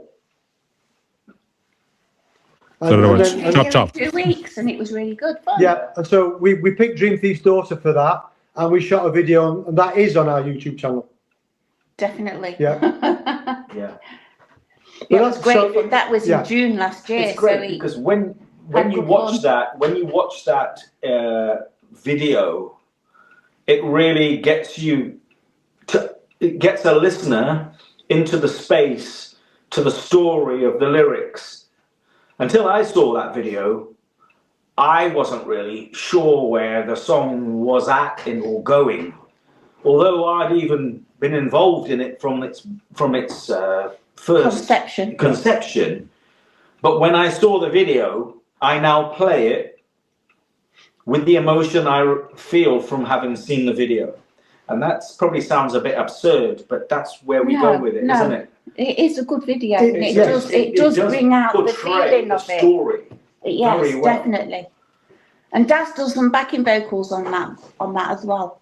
But he hasn't told you about it. It's very quietly there, but it's like a ghost singing in the background. It's amazing. It'll be one of those trivia questions. Which amazing. song did Daz do some BVs on for Orion Stars? Dream Thief's daughter. It's really good because it's just like there in the background, really quiet and haunting. It's very haunting. Yeah. It was just how I felt it. Yeah, Yes. and that's entirely how it's meant to be. The character finds people, and then she enters their dreams, and then takes them through, basically whatever happens in the books and the stories always happens in like a dream space. She doesn't actually steal dreams. It's just She enters them. yeah. But there's a lot of uncertainty about the video, leaves you with some uncertainty. Some of the shoots were done in the centre of Sheffield City, which, as you know, as we've previously discussed, was very much an industrial centre. A lot of the industry that's now gone or going, is being sort of replaced by recreational areas and zones and conservation. But there are some parts of the city where we filmed that, where you wouldn't have probably gone 15, 20 years ago, which are now lit up and have become, let's say, public walkways underneath canal bridges and things like that. Sort of, let's say, like the dark and dingy, let's say, for want of a better area. well, not really. Yes, but definitely meant to make you feel uncertain about your safety Yes. and your own personal safety.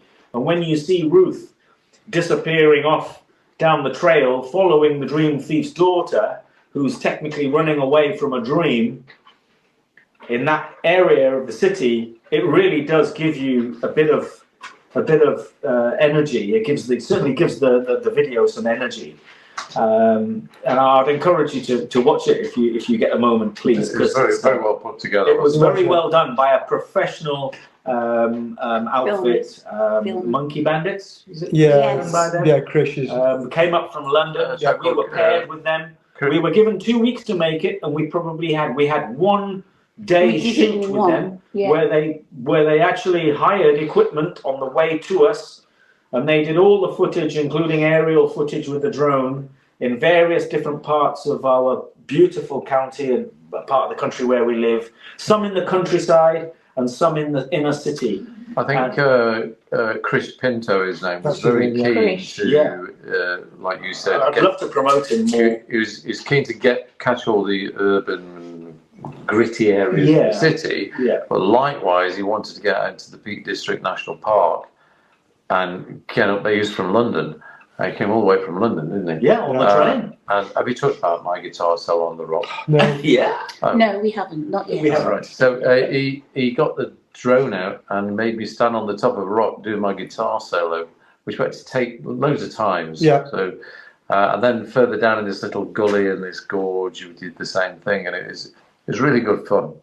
Yeah. So have a look at me enjoying myself, stood on top of a rock, pretending to play my guitar. Pretending to be Slash. Yes, I was going to say that. Chris said to him, how do you fancy having a Slash moment? And he went, yeah, okay, we'll do Slash moments. But we had to walk through a field of cattle and everything Oh, through yeah. this thing to These get down, cows. to get down from the car park all the way down this field. Carrying guitars and things. Yeah, and there were climbers and people there for recreational Yeah, purposes. people So there I'm having thinking, what are walks. these guys doing? I got my daughter running around half naked in a nightie. We got you dressed up as a beauty queen, looked like she'd come out of some gothic pub at 4 o'clock in the morning. With I was an elf. yeah, I was an with, elf with a sword. with a big sword. Yeah. I mean, I wonder if the police got a phone call that day, because I'm sure they probably did. There's some weirdos walking around. They're tripping on something, that'll do. So, yeah. So, yeah. Have they got? Are they okay? Have they got permission? So just go back to the lyrics. Yeah, they're mostly inspired by a book or another song or a film or a television series or something like that, and they're mostly written in the middle of the night when I'm awake. Which leads you on to another story. I'm not going to tell that one. I know it's going to be one of those things. He meant to fall asleep and the alarm went off 5 minutes later. That whole deal. So That never happens to me. I haven't slept very well for a long time, but I wake in the night and I have lyrics in my head, and that's when they get written. It doesn't help with me snoring either. No. no, it does not. So, Kind of snorting. and snorting. So yeah. All right, that's all cool. All right. So I know we've been having a good amount of fun right here too, but the hard topic of COVID now comes up here too. So I'm trying to also go back to the history with Orion Stars here too, because in terms of like when it officially started and all that sort of stuff. But for this question here, I guess how bad was COVID for you on a personal level, family wise, and then fill in what you're doing music wise? We hadn't met at that point, had we? No. No. So I actually had my gallbladder removed in the February before the first lockdown in the UK. So I was unable to leave home anyway for 8 weeks. So the first part of lockdown for me was fine. And I live in a small village where the village has a pub, a school, a church, some houses, and no shops. Yeah, but the pub's next door. Yeah, the pub is next door, but two. So it was. It's probably the ideal place to isolate and stay away from all that stuff. And that's pretty much what I did for the whole of that. I can't remember what we did as a band. I think we still got together with some precautions around after we were allowed. After we were allowed to, yeah. But mostly we just was in the first part of it. Hygiene at the studio. Yeah, first part of it we just stayed home. Yeah, we did. Yeah. And tried to put songs together, either via the phones or internet or email or files like that. But this was prior to Orion Stars. That was prior to us, yeah. Void days, Yeah. I was working. I'm a sewing machinist, and I used to work in a factory that made hospital bed mattresses, and I sewed the mattress. So we were very busy, obviously, making mattresses for the pop-up hospitals that were coming up in England, the Nightingale hospitals, I think they were called. I made the beds for those hospitals. So I was working. I was one of the people who had to work and go to work, and because I was making stuff for the hospitals. So I was working all the way through it. It was really strange because normally you leave work and it's really busy and the roads are busy, everyone's going home, and there was no one there. It was really strange. One day, me and my son, because my son works with me at the same factory, we just sat in the near the information centre, near the church, as is Chesterfield with the twisted spire. We just sat there with the birds, and all the birds came. It was really weird. And we fed them all, and they were all around us, all feeding off our hands and everything. It was beautiful. It was really nice, but very quiet and very strange. So it didn't feel like anything different for me because I was just working like normal. That's so with me, yeah. Daz, were you back in the UK then? Yeah, well, I came back. I was working abroad for a few years during the first lockdown, and I came back from South Africa, and I managed to get on the drum stool with the Roosters, the band that I formerly mentioned, which were the covers band I played with. And again, lockdown was a bit.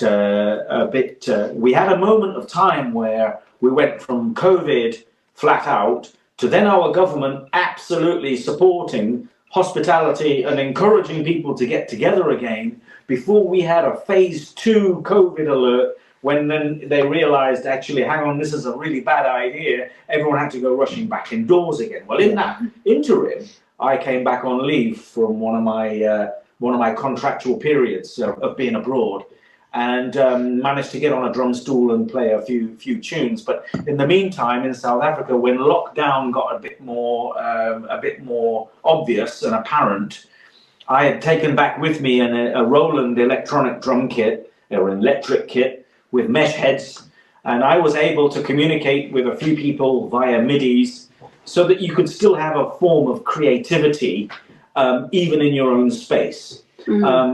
But playing an electric kit, like anyone knows, can be technically very similar to playing a keyboard. You can share a file with anybody you like, and that was my moment of creativity during COVID.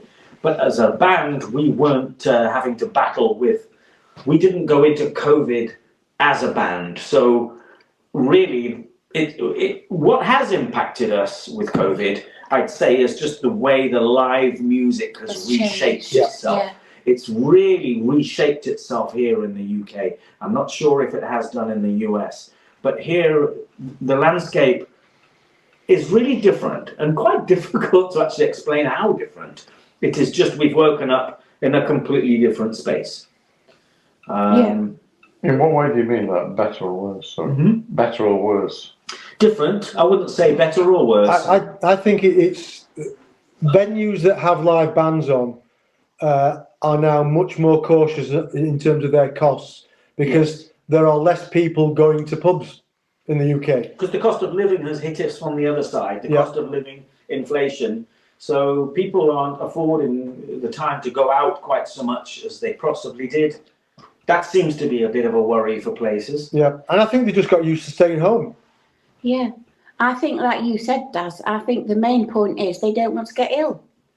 Like, there's a cruise ship. There's a cruise ship out there now that's full of germs that people are dying on, because it's such an enclosed space, and people are thinking, I'm not going to go into an enclosed space with so many people. Straight away, yeah, because they think I'm going to get ill.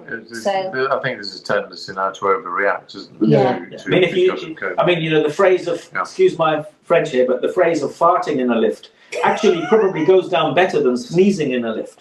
You know, try sneezing in a lift or an elevator, as you might call it. It looks. Everyone's going to get out at the next floor. Yeah. Yeah. Someone sneezed on an aeroplane when I came back from Turkey the other day. Repeatedly sneezed about 5 times. And I kid you not, if everyone could have got off, they probably would have. We did get COVID on the plane, didn't we? We came back. We came back from Greece, and the woman in the row behind us was coughing and spluttering for 4 hours on the plane, and we were ill for 2-3 weeks, weren't we? About 3 weeks. 2 or 3 weeks when we came back. So yeah, it's a real. I think it's affected everybody in terms of socialising and the social scene and pubs and clubs and bars and stuff like that. But I'd like to say the positive of it is it presents this opportunity tonight for us to speak to you, or our nighttime, your afternoon. Correct. We are much more digitally connected than we Yes. ever were.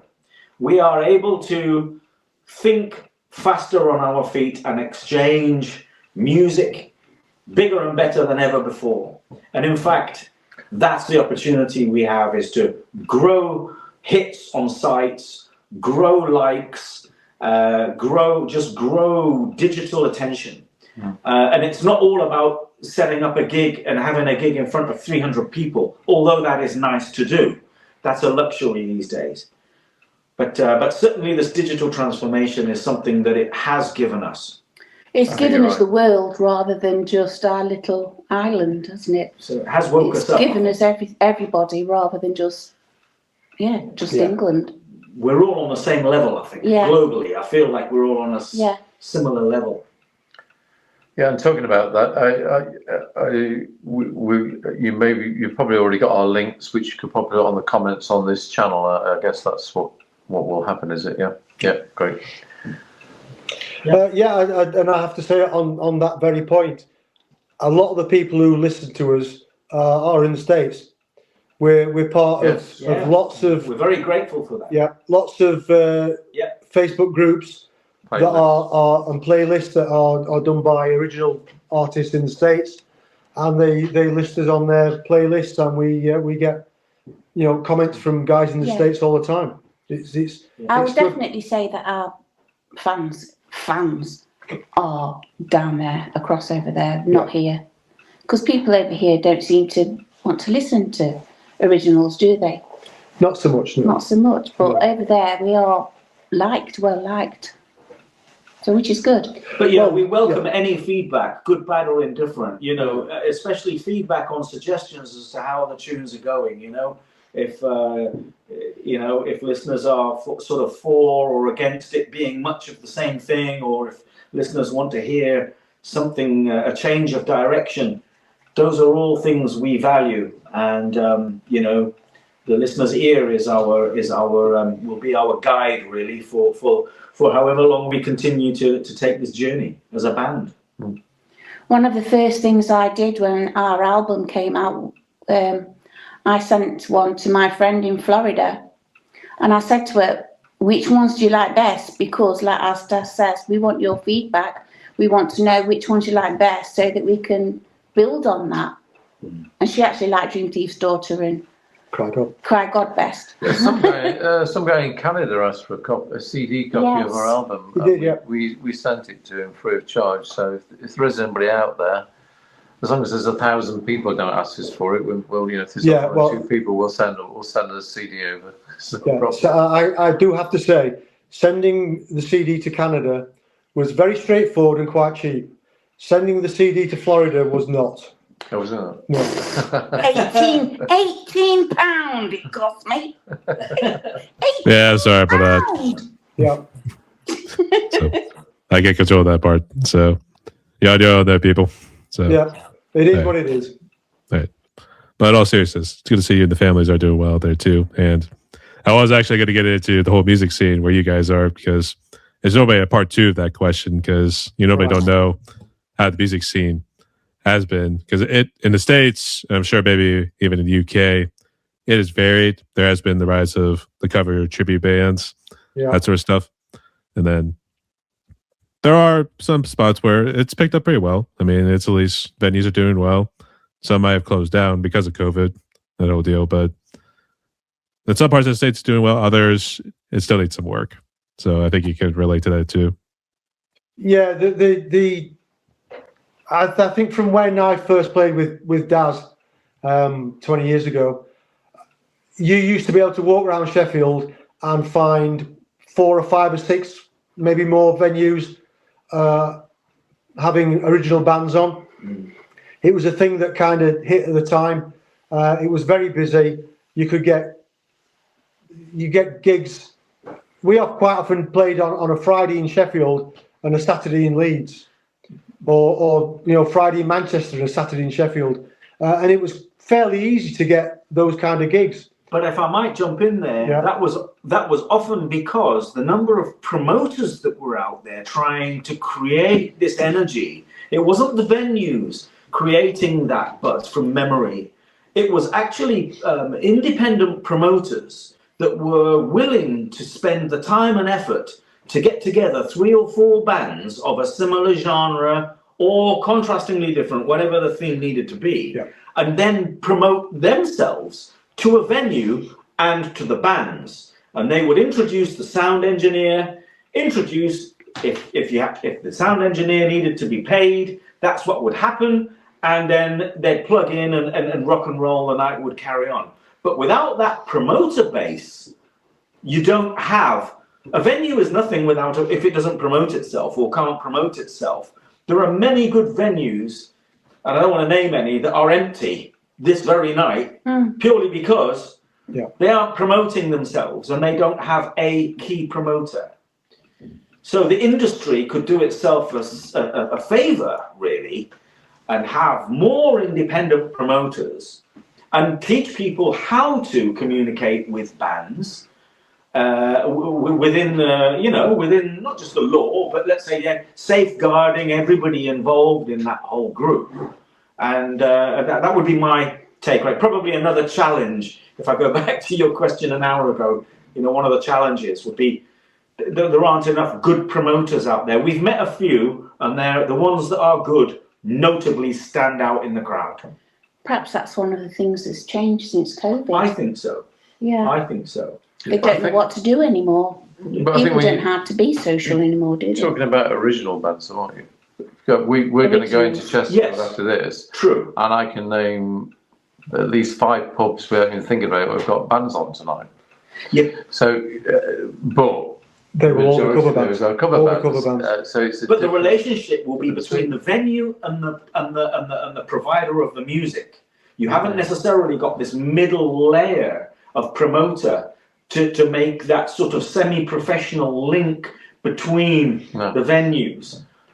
I mean, how many gigs did we play where the promoter didn't even pitch because he was busy promoting, or she was busy promoting a gig at another venue that they were running across the other side of town? Yeah, that happened. In tandem, you know. If a busy promoter can get bands together, it's about making themselves accessible. And rather than the venue saying, well, hey, we're really precious. How good are you? How many people can you bring? And if you aren't going to sell 300 Alka-Pops or 400 beers, we ain't interested. Well, what are you buying? Are you buying beers, or are you buying, are you selling beers, or are you buying music? Because this is where the venues get a little bit tripped over themselves because they want footfall to sell beer, which is fine. And we've seen some good and bad examples of promoters. Yeah. A really good one recently in Nottingham. Very really good. A venue called Billy Bootleggers in Nottingham where you need to shout Ruby out Tuesdays. Yeah. Brilliant. And Brilliant a great night. promoter called I'm Not From London. He was called I'm Not From London, Yeah, that's not his name. He was actually Mr. I'm Not From London. And he was from London. Yeah. But no, great. And they did a really good job. But we've seen other examples of where, people aren't trying. Yeah, and you would normally think a Tuesday night in the winter in Nottingham and you're going to be playing to Two Men and a Dog. Yeah, it was great. We didn't. It was brilliant. There was a load of people there and we really enjoyed it. It was a good night. And it was a really good night. It was one of the best nights, Yeah. wasn't it? Yeah. And the bands just clicked, didn't they? The bands were the right bands, which again just demonstrated the fact that the promoter had done the research and the promoter had basically followed us all well all of he delivered on You're all right, of them. actually. He started out with some really young guys who've not played any gigs hardly before. Then another band, then us or another Then band. us, we were saying. And then another semi-popular young band, then an older band. At the end, we were brilliant. He got that. He got that right. He got that right, yeah. That's good to hear. It's also good to see the music scene's doing well out there in the UK, there, boys and gal. So, all right. Sounds good right there. All right. So, everyone, we have pretty some questions here, pretty good, but we're now into the fun questions. So, you all ready? Okay. Okay. All right. So, Fire around. sort of a lightning round in this case, but we'll start with the obvious one because we have been drinking here a good bit. But I guess what's your favorite alcoholic drink, and then what's your favorite non-alcoholic drink? I'll say my favourite alcoholic drink is Macallan whiskey. I've been at least 12 years old age. Fantastic drink to be had. I say Scotch. Single malt. Non-alcoholic. Forget it. I don't know. I can't answer that. There you Go on go. then, that's what's yours. Rock and roll. Yeah. Well, alcoholic. I like beer. I'm quite diverse in my taste buds. I drink most things. I have been known to drink the local millet beer in southern Africa. That's a bit of a desired taste. Chibuku shake. That'll put hairs on your chest. But my favorite non-alcoholic drink would typically be something like a fruit juice, or something obvious like a mango. Grew up in a mango tree, so I might like saying mango would be my favorite non-alcoholic Mango drink. would be good, yeah. Yeah. Ouzo and lemonade. Oh, there you go. Ouzo. Very Greek. Ouzo and lemonade. And Daz has just reminded me, we have a friend in the next village who has a pink lady apple tree, and that makes the most gorgeous apple juice, doesn't it? You're going to say cider then. It does make that We as are, well. we are making cider right at this moment. Non-alcohol. Yeah, but we are making cider with it as well. Yes, I'm Ouzo and lemonade as well, because I'm a tough. Oh, she's also a scrumpy jack. Yeah, but that's not my favourite. No. My favourite is Ouzo. Ouzo Lemonade. and lemonade. Or Johnny Walker's Black Label, which is a whiskey. Or gin. Or anything else. Sorry, I could have Or gone. any alcohol, actually. There's Let's keep listing it off one after the other. So yeah, But my favourite I could go on, non-alcoholic I is just like don't a think. bitter lemon juice, lemonade type thing. Yeah. So All then right. say that Andy. Andy likes Monster Monster, yeah. and Oh, he likes a beer. He He does. likes a lager. I got shut up with the mascot. And this is Charlie. the Charlie the Band mascot there. Charlie doesn't like beer. No, you like water, don't you? Yeah. And cuddles. They actually like crisps. cuddles. And crisp, crisp. yeah, he's eyeing the crisp as well. Yeah. Not the crisp. Yeah. There we go. Oh, naughty boys. Go on. There we go. It's what a treat. That'll do. He's allowed, as long as it's not cheese. Yeah. Oh, he likes cheese. I know all doggies like cheese. It's bad for you. Oh no. All right. So for the next one, I guess I'm curious if there's a particular dish I haven't heard about yet. Your neck of the woods, Sheffield, and all the other towns, suburbs, or whatever we want to call it, villages. But is there a particular favorite food you consider your favorite? To Greek, you know. Yeah, we're good at yeah. I should have been born in Greece, I guess. Yeah. Hiros? I'm not really into food. I'm not into food. I just eat food because you have to eat food. Yeah. I'm not a foodie person. Food is like something you have to survive. When I was 17, I was on anorexic, so I lived on a lemon curd sandwich for the whole day, and so that's put me off food forever. So Richard looks after me and feeds me and makes sure I'm being good and eating. Otherwise, I wouldn't eat. I don't Yeah. know. Food No. is just food. Yeah, but yeah, Greek food, pizza, pasta, fish and chips. Fish and chips. In the beans. Yeah, mushy peas and curry sauce. I remember those. I had a good amount of fishy chips when I was been in the UK a couple times. Yeah, So, Definitely should be. Yeah. We spend a lot of time on the west coast of Portugal, what they call the Silver Coast, and up there they have a great dish which they call wild boar, which is basically pork. But they do it in a lot of the restaurants in this what they call a javali sauce, which is consists of garlic, butter, lemon juice, and whiskey. You just combine those things into a sauce together with the fats of the meat. It is absolutely amazing. I've tried to replicate it here so often. I don't quite get it how they do it over there, but it is magnificent. So I'd say that's my food of choice. Big meat eater there, I guess. Yeah, I'm the same. I like a good marinated meat. Anything slow cooked, long and slow. Take quite a lot of time to cook some slow dishes. Yeah.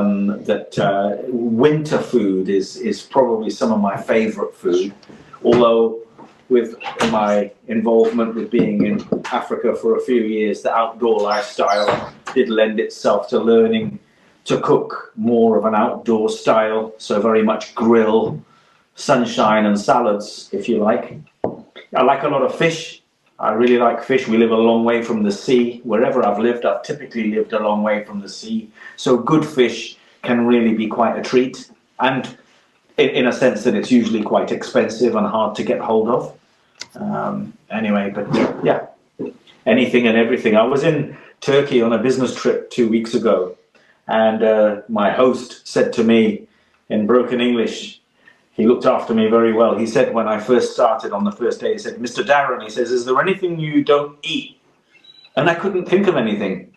So he gave his mates the thumbs up, and I said, "As long as it's dead, I'll be fine."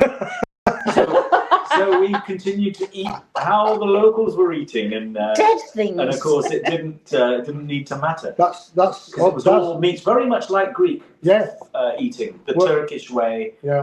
Very gastronomically When similar. you travel, wherever you travel, and you're looking for somewhere to eat, you just look for where the locals are eating. Exactly that. Yeah, that's what it was. Yeah. I think the locals tend to avoid the hot spots. In this case, I guess Istanbul, Athens, and all those ones. Yeah. Yeah. Yeah. We've tourism has pushed them out, to say the least. So, all right, but it's all great choices there. I tell you a very quick story, if I might. Sure.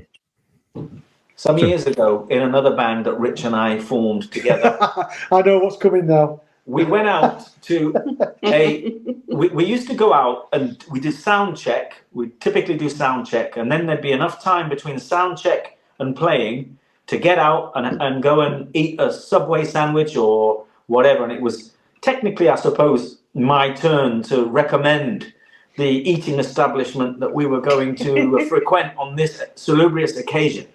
And I managed to convince the guys to follow me into a kebab shop, which neither of them, none of them really were very enamored about eating kebab, I wouldn't say that they were against foreign food in any way, but it was quite new to you at that point. And we went in, and I managed to convince them, said, look, it's lovely. I described what it was, and that it was going to be this meat thing, lots of salad, lots of garlic mayonnaise, and in a nice big bread, and it's going to drip down your arm, and it's going to be really quite wonderful. So, okay, in we go. We went and got 4 doner kebabs. Well, everything was going fine. We were sat on the wall outside until one of the guys, I can't remember exactly who, whether it was Rich or the other, usually non-meat eater, said, "Why is there fur in my kebab?" Oh. And he pulled out a piece of meat, and it genuinely Was hairy. was hairy. Oh. And it had obviously been on something not many hours before. We couldn't quite distinguish the creature that this fur came Oh on. God, they killed Charlie. So, We all ditched our all ditched our kebabs and went for a sandwich somewhere. Yeah. That's horrible. I have never eaten one since. A hairy kebab. Ew. Anyway, so they didn't trust me anymore. No. So now, of course, I don't get the say as to, I don't get to shout as to where we're going. Except for when you bring your barbecue to a gig. Yeah, it's never been forgotten. Yeah. Oh, that's horrible. but we always check to make sure there's no hair on it afterwards. Yeah. If it's anything from Das. So, We'll have one later. No, we won't. No. Furry kebab, please. let's not go there. Let's not go there. Jeez.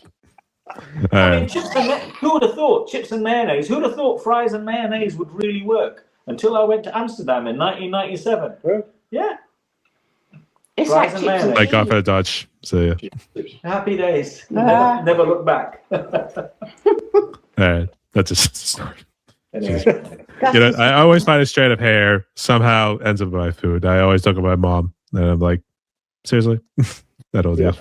It's like me. All my hair all just falls out everywhere. All right, so thanks for sharing the Des. All right, for the next one, we deal with the movies in this case, or the TV series. Do you have a favorite movie or TV series?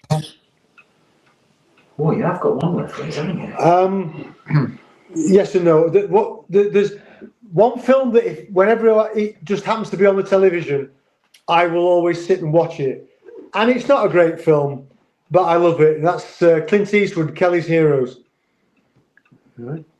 Yep. Clint Eastwood, Telly Savalas, and Donald Sutherland playing a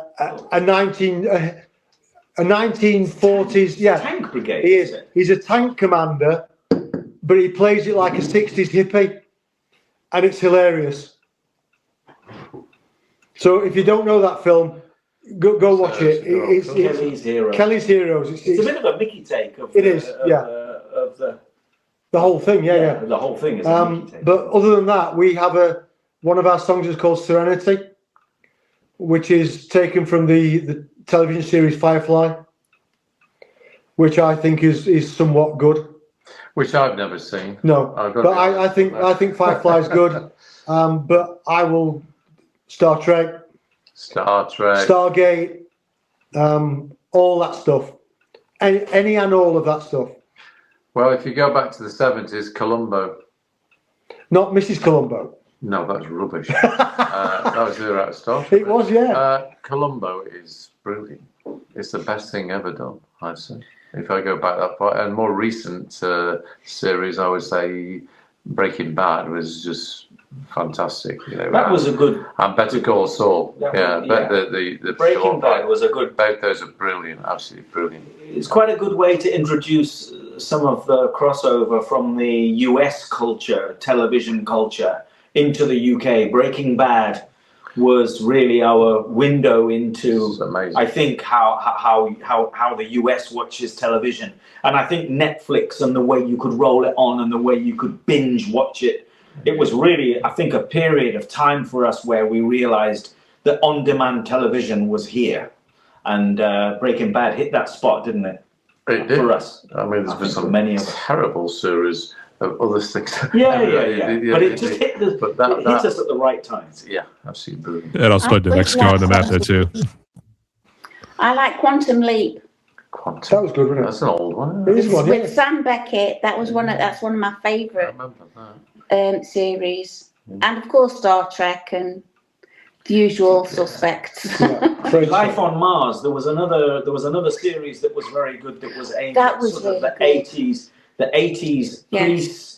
Let's say the 80s Oh, what was it CID called? What was it called? special investigator. Which was the one before Life on Mars, yeah, Life just on said. Mars, and Yeah. then there was one There after. was one after it. Yeah, there was. Anyway, Oh, it'll I've come to forgotten me. what it's But called. all of the props were all basically out of the early 80s, from the Yeah. leather jackets to the telephones and the PCs. Everything was filmed in this era that we all basically Grew up already- in. Well, we were already almost, we were Yeah, teenagers grew in up that in. era. And it was quite surreal. Audi Quattros running around, arresting people, policemen kicking people's heads in. That's what they were allowed to do back then. And yeah, it was quite gripping. I thought that was very good. That was good. But I must enjoyed mention that. Sir David Attenborough with his birthday being Absolutely, yesterday. yeah. There Yes. has not been one program of Sir David Attenborough where I don't think, I speak on That you behalf turn of off. millions of people. I don't think there's anyone who would say they didn't enjoy his programs and his interpretation on introducing us to, let's say, the wild world. Look up his black and white ones. And Monty Python. Monty Python. You can't beat Monty Python. We do No. quote them at most rehearsals. The We good. Tis but a scratch. Yes. Peter Sellers, Pink Panther. There's another. Okay, you stupid bastard, you ain't got no arms left. So yeah. Yeah. Still great to this day, though, too. Yeah. Also good to see John Cleese still got going out and kind of doing a little, I guess, sort of interviews or something. I guess because it celebrates some sort of anniversary of Monty Python, also the Holy Yeah. Grail one. So yeah. Yes, that was recently. Yeah. Yeah. God bless the man. So, all right. And for lots of fun questions, I guess, who have you been listening to recently in terms of music-wise, whether it's indie or mainstream music?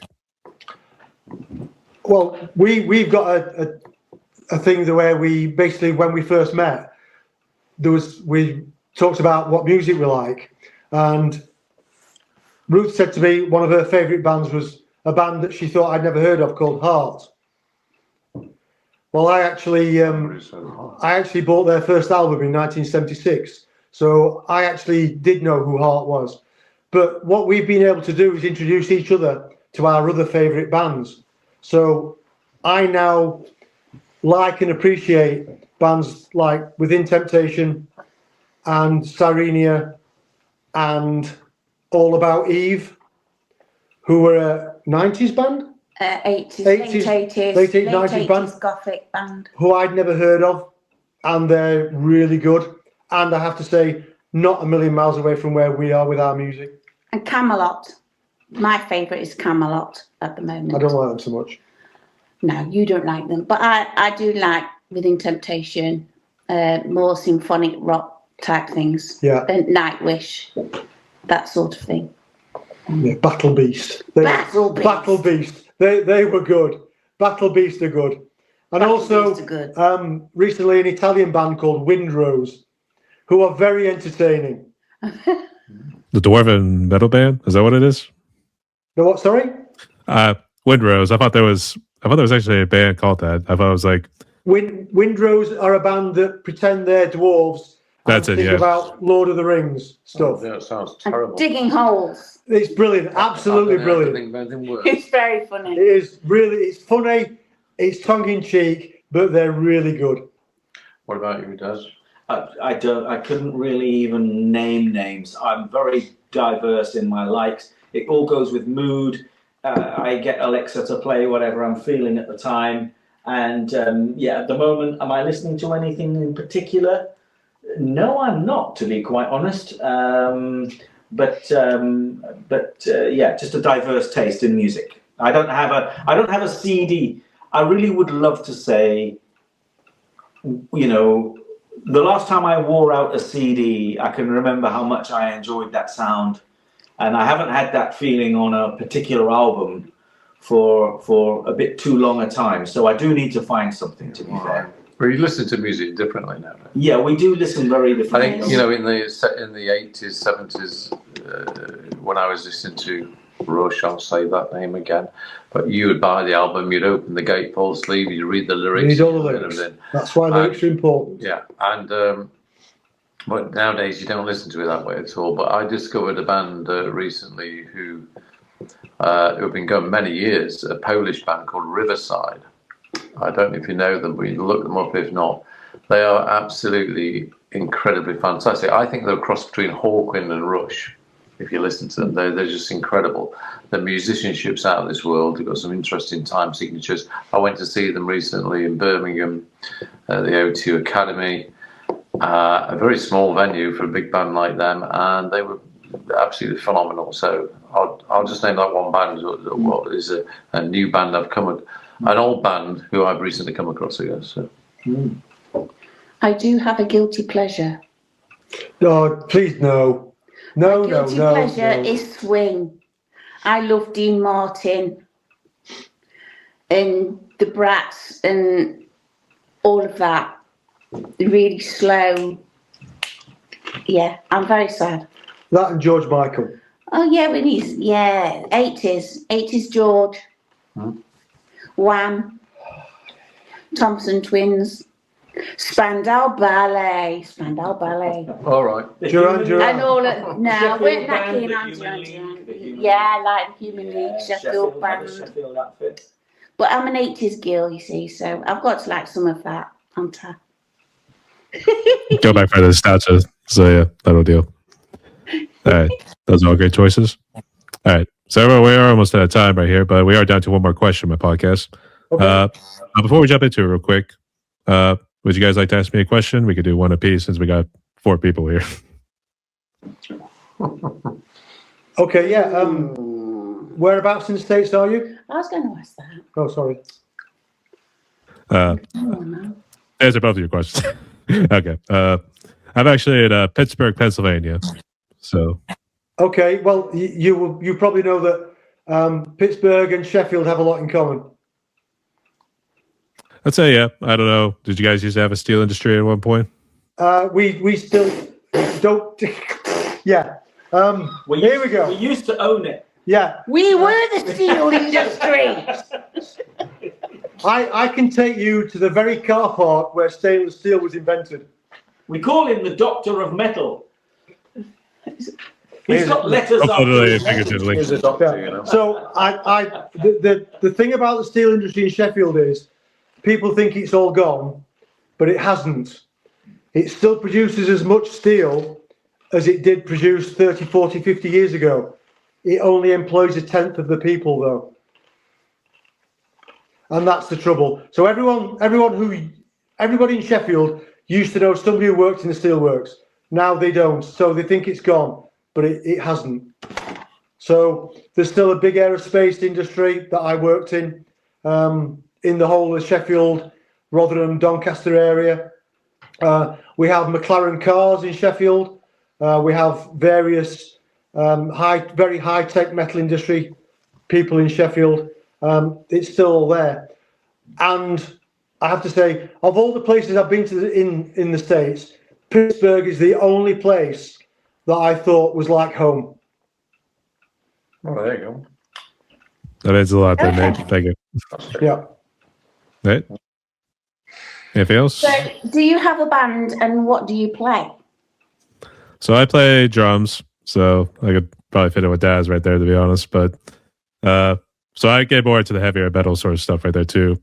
And once again, I blame you guys for that there too, because there was a good amount of heavy metal that came out from the UK. Just to name a couple, was Bolt Thrower and Napalm Death. But I do play in metal groups. I'm actually part of a couple groups of myself called Demiurge, as well as also another band I'm working with currently called Nocturnal Monarch. So I don't know how much you guys get to like heavy metal, that sort of stuff. Okay. Very good. Doesn't. Yeah, that was a question I was actually going to. Sorry. But yeah, I guess let me ask a little bit more on the sort of let's say social level. What's your living situation? Do you have a family, or what's your situation? Still single and happily living with the parents. Just gonna leave it at that. Keeps the taxes away. Oh, he's a baba. He's a baba. Keeps the taxes away, people. Yeah. Yeah. I think Paul's gone to And the toilet. are you working in do you work in a studio location, or are you like talking to us from a virtual home location today? I would say this is my basement. So I mean, this is what you see is what it is. This is the studio in this case. Yeah, this is Yeah. Wayne's World. Pretty much. Wayne's World. Yeah. Wayne's World. Party time. Marvelous. Excellent. Excellent. You are bonkers, you know that. Yeah. Yeah. All right. Anything else? Or Paul's should Paul. you want to go get more beer? So Probably yes. Yeah. Yeah, I think he'll. Or he's gone to the loo. He's possibly gone for a comfort break. Yeah. Comfort. all right. I'll tell you. We'll see what he does when he comes back. But here, I'll jump into the last question in the meantime. But Okay. here's how I'll word it. So given the amount of negativity you've been seeing going on in the world these days, I feel like people need some sort of hope. So what would be your message of hope for musicians and people out there so they can move forward with their lives? Keep on going. Don't stress. Everything turns out right in the end. Just, keep on going. Be happy in yourself, and then everything else just falls into place. Yeah, I would say from my experience talking to my parents, who both fought in the Second World War, I would say everybody thinks that it always used to be better than it is now. Well, it isn't. and it might seem rough at the moment, but it will be better in the future than it is now. Like it's better now than it was in my parents' era. Like it was better for them than it was for their parents. And I think as long as people realise that there is no such thing as the good old days, just move forward with what you're doing. I think with bands as well, communication, you know, the temptation is to pitch up to a rehearsal studio, plug in, make a lot of noise and go home, and then meet at the gig at the weekend and go home. I think it's important that bands need to be on the same page, need to have the same motivation, and need to know what they want to get out of get out of what they're putting in. So that expectation is managed. Treat it as anything, as a company of friends or as a business. You know, everyone's got their role to play in that business. Well, it's no different. We all have to be singing on the same hymn sheet, and just make sure I've been in a band where somebody had visions of being a superstar indie band signed by somebody big by next spring. That was never on my agenda. And you just got to make sure you're in tune. Make sure the expectations of the band are in tune, and then you enjoy yourselves much, much more. Much more. I missed the question. Sorry, I was out the room.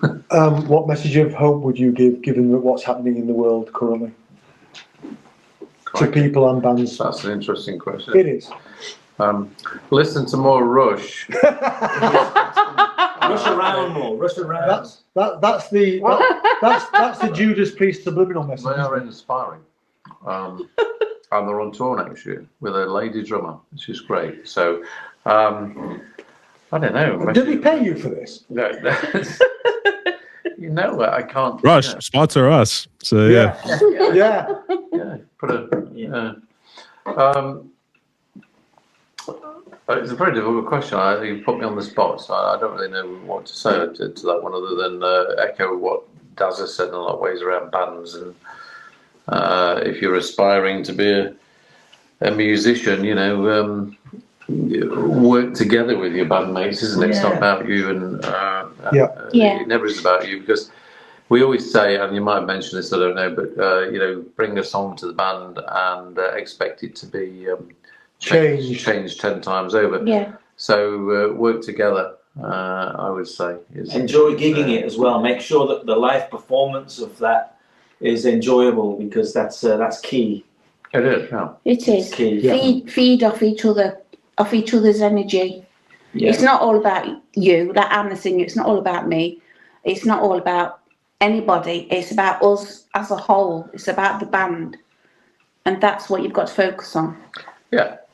And, you know, if you take that wider, it's about working together as people as well. And I think there's a bit too much hatred, certainly in the UK, and well, there's in the US, isn't there, at the moment. And it's very divisive cultures we live in. And, you know, we need to move on from that, I think. Yeah. Definitely. Crossing over cultures and thresholds, and even being put into a position where maybe you're not altogether comfortable. Playing at festivals in the sunshine here can be a wonderful thing in our summer that's coming now. We've got a few festivals coming our way, and you know, you can be on one hand you'll have a band playing tambourines with flowers behind their ears, and then on comes quite literally a rock band playing something completely contrastingly different. Yeah. But the audience are still entertained, and they're all there for the right reason. And that's what it's about. That's the key, really. It's that festival feeling, isn't it? Yeah. You're all part of that jigsaw. Yep. So that, for me, hope, music brings that. Music is what brings that hope. Brings us all together. Yeah, exactly. That's for sure. And spoke like a bunch of true prodigies. Yeah. All right. So that's all good. So everyone, we have reached the end of my podcast right here. We did talk a little over 2 hours right now. So I think it's probably past your bedtime right now, or unless it's 8 o'clock out your way. No, we're off to the pub. Yeah, We're going into town. We're going into town. There's live bands on at one of our There's a vocalist. one of our spiritual homes that we play at, that we're playing next month. They've got live band on tonight. We'll go and catch them. All right, so I'll keep up here very long. Just real quick, do you want to give any shouts to anybody and mention what social media and streaming platforms you guys are on so I can check you out and interact?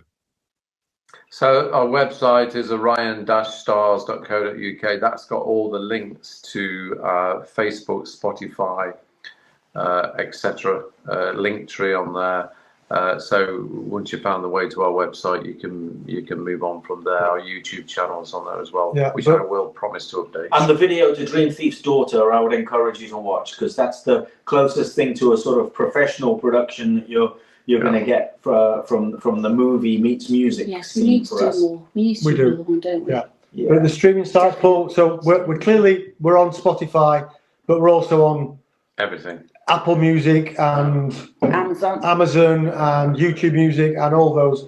So we're on everything pretty much. I just have a message for Camelot. If you need a band to support you, that's us. Where is it? Oh. I have a message for Rush. If you need a band to support you, no, we'll be the first in line. We'll be the first in line. I also have a message for Hawkwind. Yeah, if they want to support band as well, we would be all over that. You do know Rush don't do support bands, don't you? I do know, yes. Yeah. Well, it's definitely Hawkwind then. Yeah. Hawkwind's the one for us. Yeah. I say maybe more hope with Hawkwind than you ever would with Rush. Yeah, definitely, yes. Yeah. But real quick, Two good venues that we like, and we'd like to shout out the Rutland Arms here in Chesterfield. Yeah. There are a few pubs and establishments that have really supported us to get motivated to where we are today. The Green Room in Sheffield. Shout out a couple if you fancy. The Yorkshiremen. The Yorkshiremen. Yeah. Where we're playing. That's our next gig. We're playing that next gig, actually. Yeah. Some famous establishments in Sheffield. Some that are no longer with us and didn't survive, let's say, the post-COVID era. That's true. But we're thankful and grateful to the people that give us the opportunity to play live. all right, sounds good. All right, just need to close out like this real quick. So, everyone, my guests today were part of the band Orion Stars. We had Ruth, Richard, Daz, and Paul. They're all hailing from the Sheffield area there too. They're obviously part of the little village right now, but they got a little concert to go to tonight in Sheffield. So, but go hit them on the socials, all streaming platforms, everything or two. Let's support our brothers and sisters out there so they can keep making some killer music and maybe one day get Rush or Hawkwind to join them on a set list or something. At some point. Yeah. At some point. Yes. Yes. If not this life, maybe the next. So we'll say it that way. Yeah. All right. But nonetheless, support these people right here. And y'all stay safe out there because you know there's one pretty messed up world out there. Rock God. And lastly, strike a pose, y'all. Stay tuned, y'all. Absolutely. Cheers. Hold up, Daz is covered. Daz is covered. There we go. Okay.